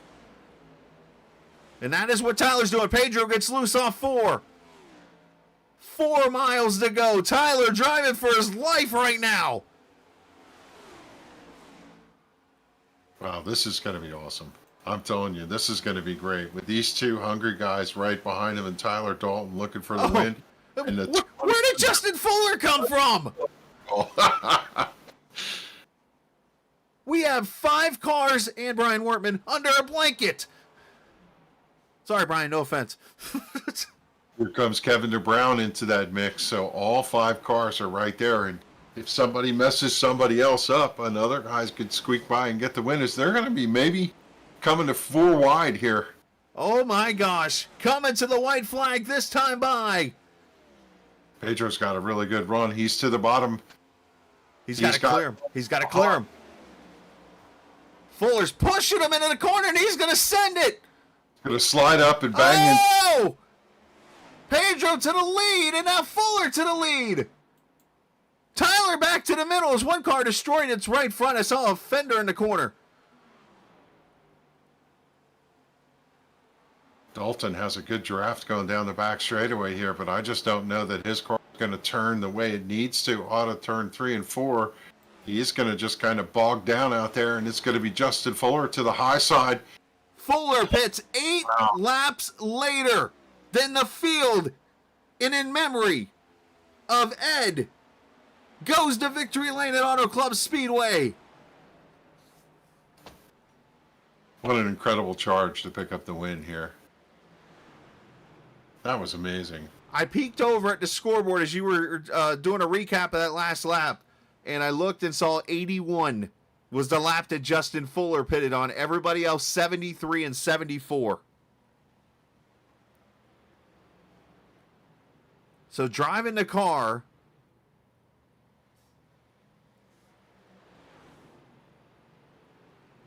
But it's so close for Tyler Dalton. You have to feel for him. I don't know what else he could have done differently. Part of, I think, what helped the 21 was the fact that they got side by side in front, and he was able to find that big hole and just dove down underneath.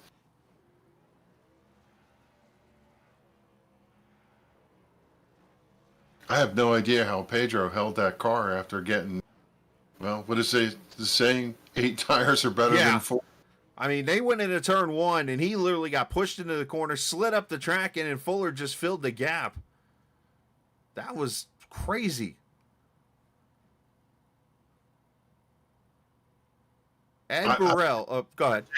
Exactly what he needed to do down the front straightaway. Got behind the 58, shoved him into the corner, drove down underneath him, body slammed him, if that's what you want to call it, and then drove away and protected the line. It was textbook all the way through. Now, for those who don't know the story, the 21 car is a car that was driven by Ed Burrell. Ed Burrell, unfortunately, passed away before the season. And Justin has been running this car, not full-time, just kind of part-time, and every time he puts that 21 on it. And tonight goes to victory lane in what is a very cool moment. Let's go back here and watch this final lap, because that was just crazy. So Pedro's going to make the move here. Let's actually... Here we go. So Pedro gets into the corner, and then Fuller...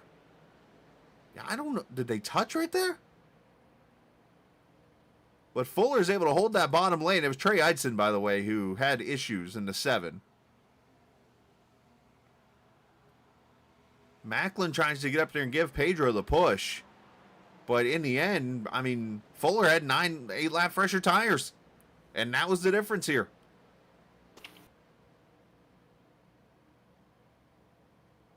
I think he actually worked the draft really well.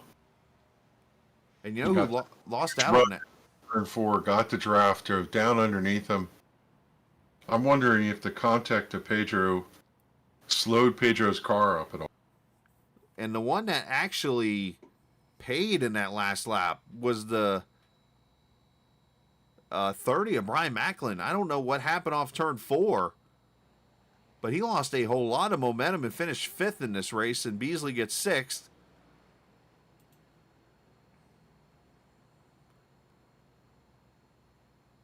I mean, that was crazy. And Beasley put it best in chat. Most disappointing 6th place finish you'll have ever had. I think he meant Ive, but anyways, I know what he meant. I have to wonder if the 30 just stayed up too high for too long. Maybe.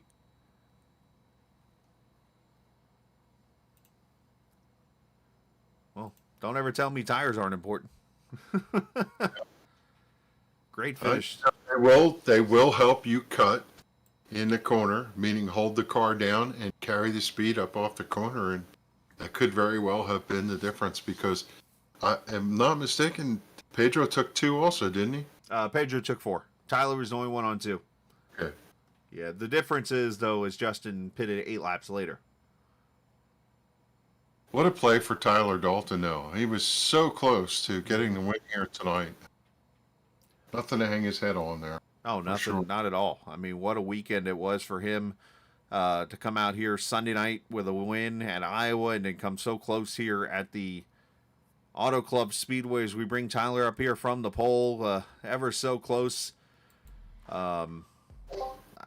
I guess I'll ask the obvious question here to start with, Tyler. Did the cards start kind of getting ill at towards the end of that run, or was it just a tire difference? No, but it drove great. It was the draft difference. Every time I'd pitch somebody, I would go in the green down the back stretch and front stretch, and I would actually gain on Pedro and Macklin and stuff. But as soon as I didn't have any draft, they were just clawing 1-2 tenths per lap. And then there at the end, I thought I was going to be able to hold off Pedro just by taking the top away from him. But when Fuller got there with much newer tires, he was able to make the bottom work. And at that point, it was just got to hang on and see what we can get. And it was a third place finish. I mean, what kind of feeling are we having? I mean, I know there's obviously disappointment knowing that it was right there in front of you, but is it more, hey, happy to have a good finish here, or is it more of like, man, I wish I type of thing? Well, I think I had about a top 5 car. Didn't think I had a winning car. I made a gamble with strategy there, trying to pull that off, and got the big gap that I needed. I just needed some drafting help. But only thing I wish I would have done differently is I popped the wall right there before I pitted, and probably cost me maybe a second. And well, you saw I lost by less than half a second, so that may have been the difference. There's a lot of ways you can go back and second guess, but it's just wish the race was 1 lap shorter. Yeah, no kidding, right? A 99 lap, like a modified race. Still, man, what a weekend it was. Obviously, to get that first win yesterday, to get that to happen. I know another good points night for you. So, and of course 2 more poles, by the way, too. So that can't hurt things. But great job, and send some shout out to whoever you like to. We'll thank all the Sim500 Mafia, all the guys over at NC811.org, Call Before You Dig, and thank you all for putting on the broadcast. Absolutely, man. Well, great job. Congratulations on the third place finish, and we shall, I guess we'll see you Wednesday. Thank you. All right, buddy. Tyler Dalton finishing third, and he explained it perfectly. I think their tires beat him.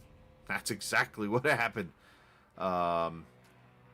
as Fuller made that move. So let's get Pedro up here, and we'll let, seems to be a conversation you're having a lot lately, Kev. You and Pedro are kind of starting to get to hang of each other like me and Pedro did on Sundays for a couple seasons here. Yeah, Pedro, this is deja vu all over again. We remember talking to you over a number of races where you finished second, then you banged out a bunch of firsts, and you're again tonight for a second place finish. Take us through that final corner with Justin Fuller pushing you down the straightaway. Yeah, I mean, I kind of knew at that point I was a sitting duck, but I was just going to see what was going to happen. I mean, it kind of sucks that he tossed it in the corner. I don't know if that was on purpose or if, like, he just kind of misjudged his entry, but he washed up into me. So it didn't really give me much of a chance to give a battle. But either way, I think he had way fresher tires than all of us. He could just throw it in the corner and it would stick better than all of us. So I don't know, even if if I was able to stay to his outside off of 2, I don't know if I would have been able to hold him off in 3 without wrecking him or something. So yeah, no, I mean, it is what it is. I mean, not a bad finish, especially for how our race went, especially the middle stages of the races, even be battling for a win again.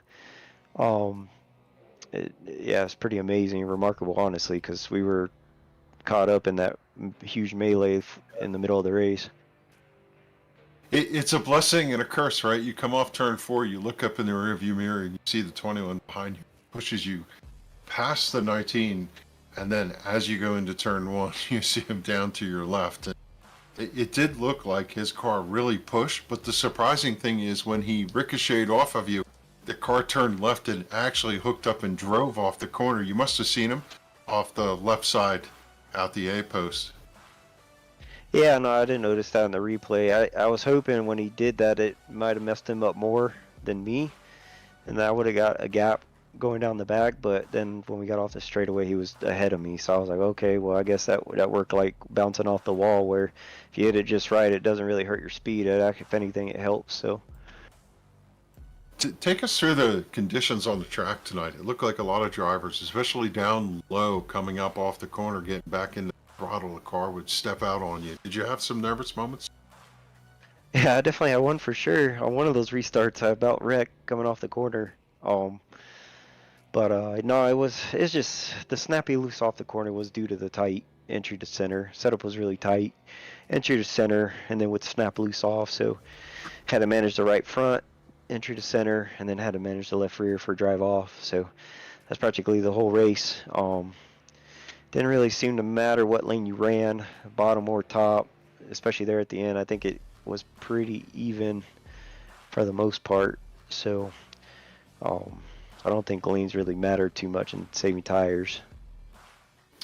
Yeah, I want to say this is your 6th or 7th second place finish, along with the 3 wins you have this season. That's a pretty amazing season given the number of races we've. Yeah, no, I mean, especially tonight, like I wasn't even expecting to really be top 5, to be honest. I've done a total revamp of my setup. Got a computer desk with my monitors on it now. I don't have them mounted to a rig, and then I still have my rig, but it's dumbed down to just for the pedal, seat, and steering wheel. And then I also bought a new steering wheel, so I have a direct drive wheel now.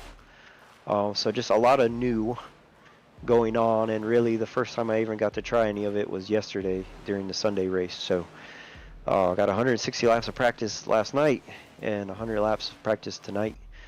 And honestly, man, between last night and tonight to have top 10 or top 5 finishes and run competitively, like I don't think I'm too far off with maybe some little bit more fine tuning. We can get a little bit more consistent, maybe even a little faster.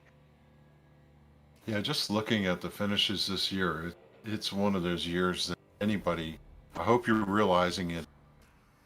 You got a 24th running Phoenix, 21st running Daytona in the opener, which is always a crapshoot.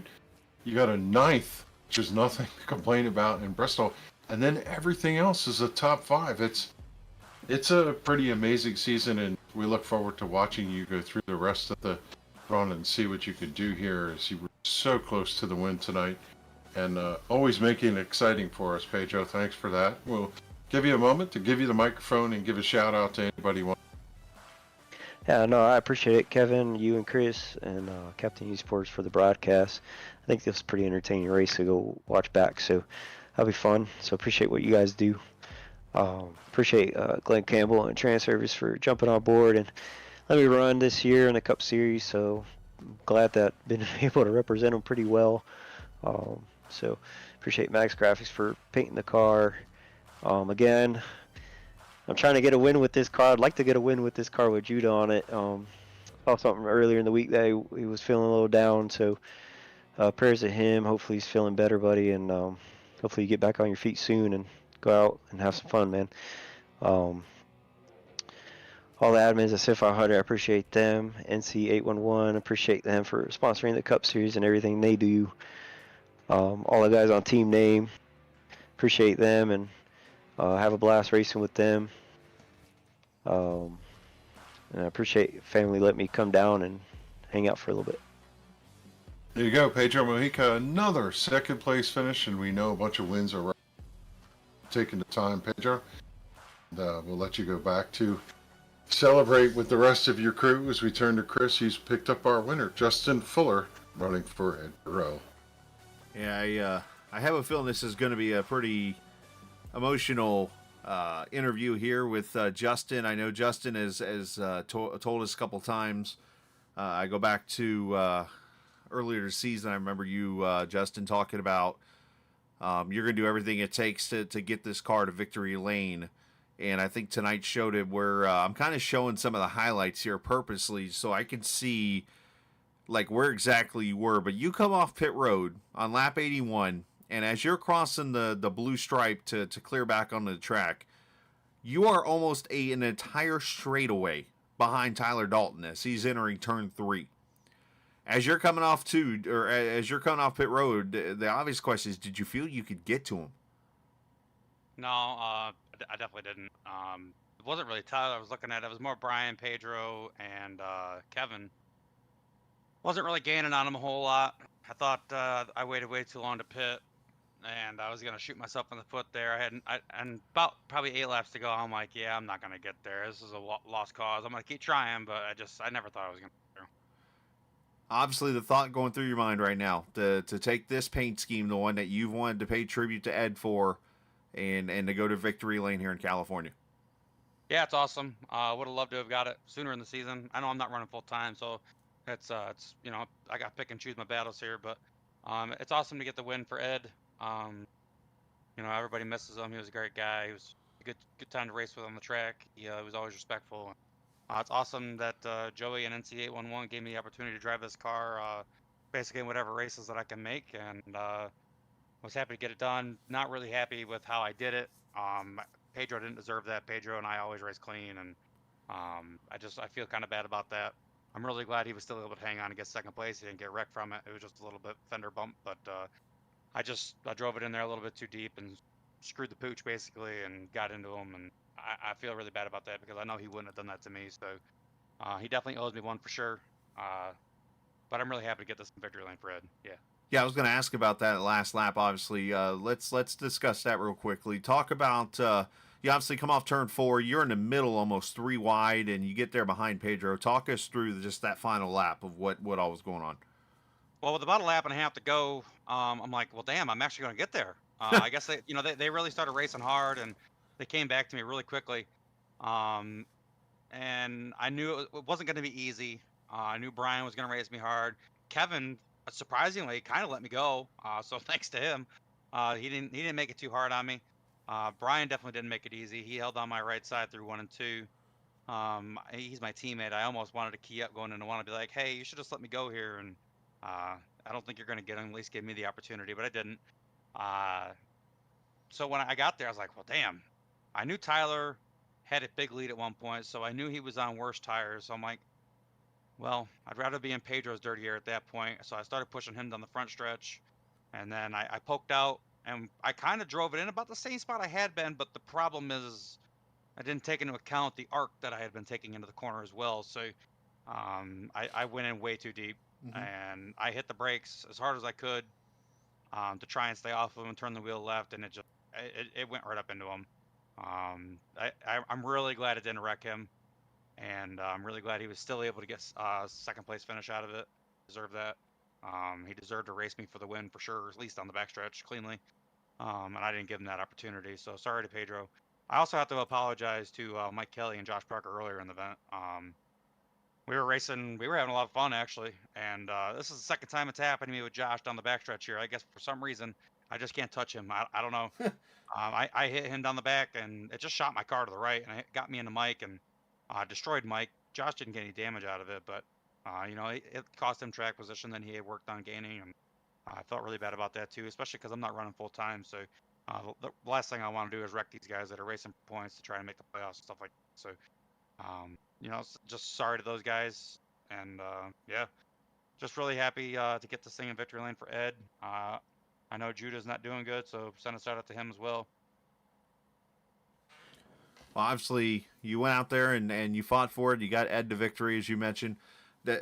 I did want to bring up the Mike Kelly situation because one thing that we caught tonight in a lot of the accidents, and I think when you go down and review the wrecks with Chad and him, like we always like to do, you're going to see a lot of this. And how is there something going on with almost like these cars being magnets out there to each other that's creating them to come together? But I asked that, though it's a little different, I think, in this situation for you. It seems like the cars are easier to make contact with now, but your situation, obviously, it looks like maybe you got into the back, was trying to push Josh out there, and it maybe set your car to the right a little bit. Yeah, I was definitely just trying to push Josh out front, and try and hope that he would maybe run up top, and I would get the clean air on the bottom, and maybe get back to the lead at that point. No, I don't think these cars are magnets. It just the backstretch here is really bouncy, and I always don't take that into account. I don't know if that played a part in it. I immediately took blame. I don't want to make any excuses about it. So it was just my fault. 110%. I just bumped Josh, and I ended up hitting Mike at the same time. So I don't think cars are magnets, no. Okay, fair enough. Well, great job. Send some shout outs whoever you like to. Yeah, send a shout out to you guys for putting on the broadcast. I'll go back and watch this tomorrow at work. Send a shout out to everybody that watched the race tonight. I know my dad watched it. Send a shout out to NC811.org for putting this on, sponsoring this series, sponsoring my car. Again, obviously a shout out to Ed Burrell. Everybody misses him. Really happy to get his car in victory lane for him tonight. Send a shout out to all the admins at Sim500 for what they do for putting this on. I don't know. I'm at a loss for words. Again, sorry for Doran, Pedro, and Mike and Josh. Again, definitely didn't want to do that stuff. We'll move on. I don't know when the next race is or what race I'll be at next. Probably gonna take a couple off. Maybe Chicago next week. Maybe I'll show up. So we'll see.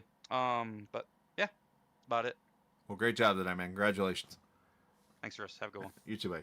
Justin Fuller, the winner tonight here, of course, paying tribute to Ed Burrell. You can obviously hear a little bit of, I guess, remorse maybe for what happened there with Pedro and even the contact with Mike Kelly, which is understandable.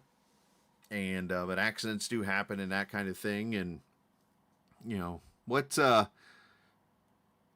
you take away from this, Kev? I mean, this was wild. And you know, he mentioned next week is Chicagoland, which is another track that is older surface that eats up tires.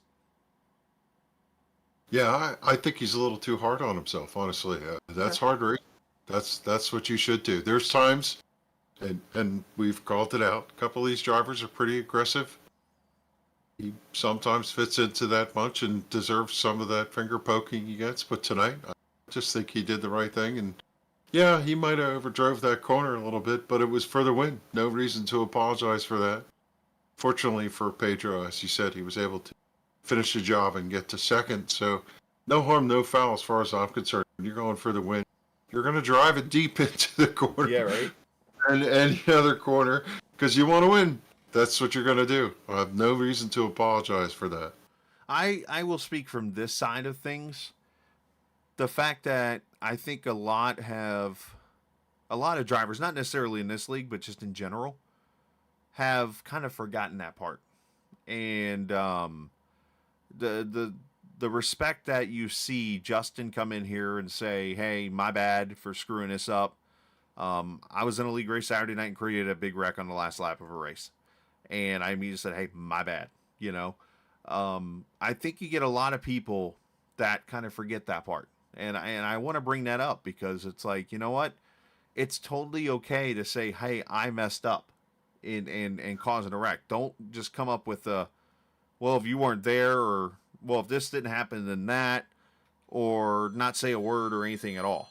You know, if you know you caused the wreck, say something. I appreciate the fact that he called it as it was. Yeah. I could also said, you know, look, I might have misjudged it, but I was driving down into turn one on the final lap trying to get the win. And right. No, I agree 100%. So, well, Kev, appreciate it, man. Let's go to Chicago next Monday night and let's rock and roll. Next Sunday, we're actually back here at Auto Club for the 811 Grand National Series race, but that should be a blast. Yeah, that's going to be a fun one. So appreciate everybody watching us tonight. Big shout out to 811 again for sponsoring the series. And, of course, we continue to send thoughts and prayers to Judah and hope for the best for Stoney and his family there with Judah. And hopefully we'll see him back on his feet here in no time. But, again, we'll be back next Sunday night from Auto Club Speedway for the 811 Grand National Series and then the Cup Series from Chicagoland Speedway on Monday night of next week. Forget the dates. I put yesterday's date and today's date for the races, but they're actually next week, 25th and 26th or something like that. So we'll go from there. But hey, appreciate everybody for joining us here tonight on the Captain Esports Network. And always remember, this isn't just a game. It's iRacing. See ya.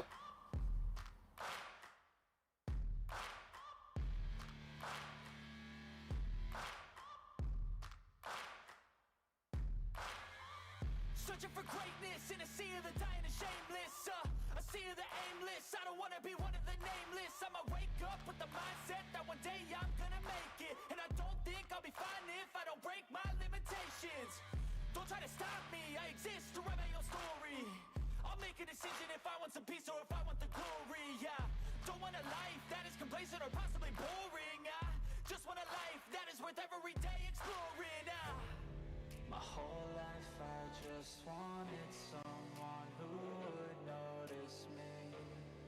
My whole life I just wanted to be somebody to be. Yeah, I just wanna be great. Yeah, I just wanna be great. Yeah, I just wanna be great.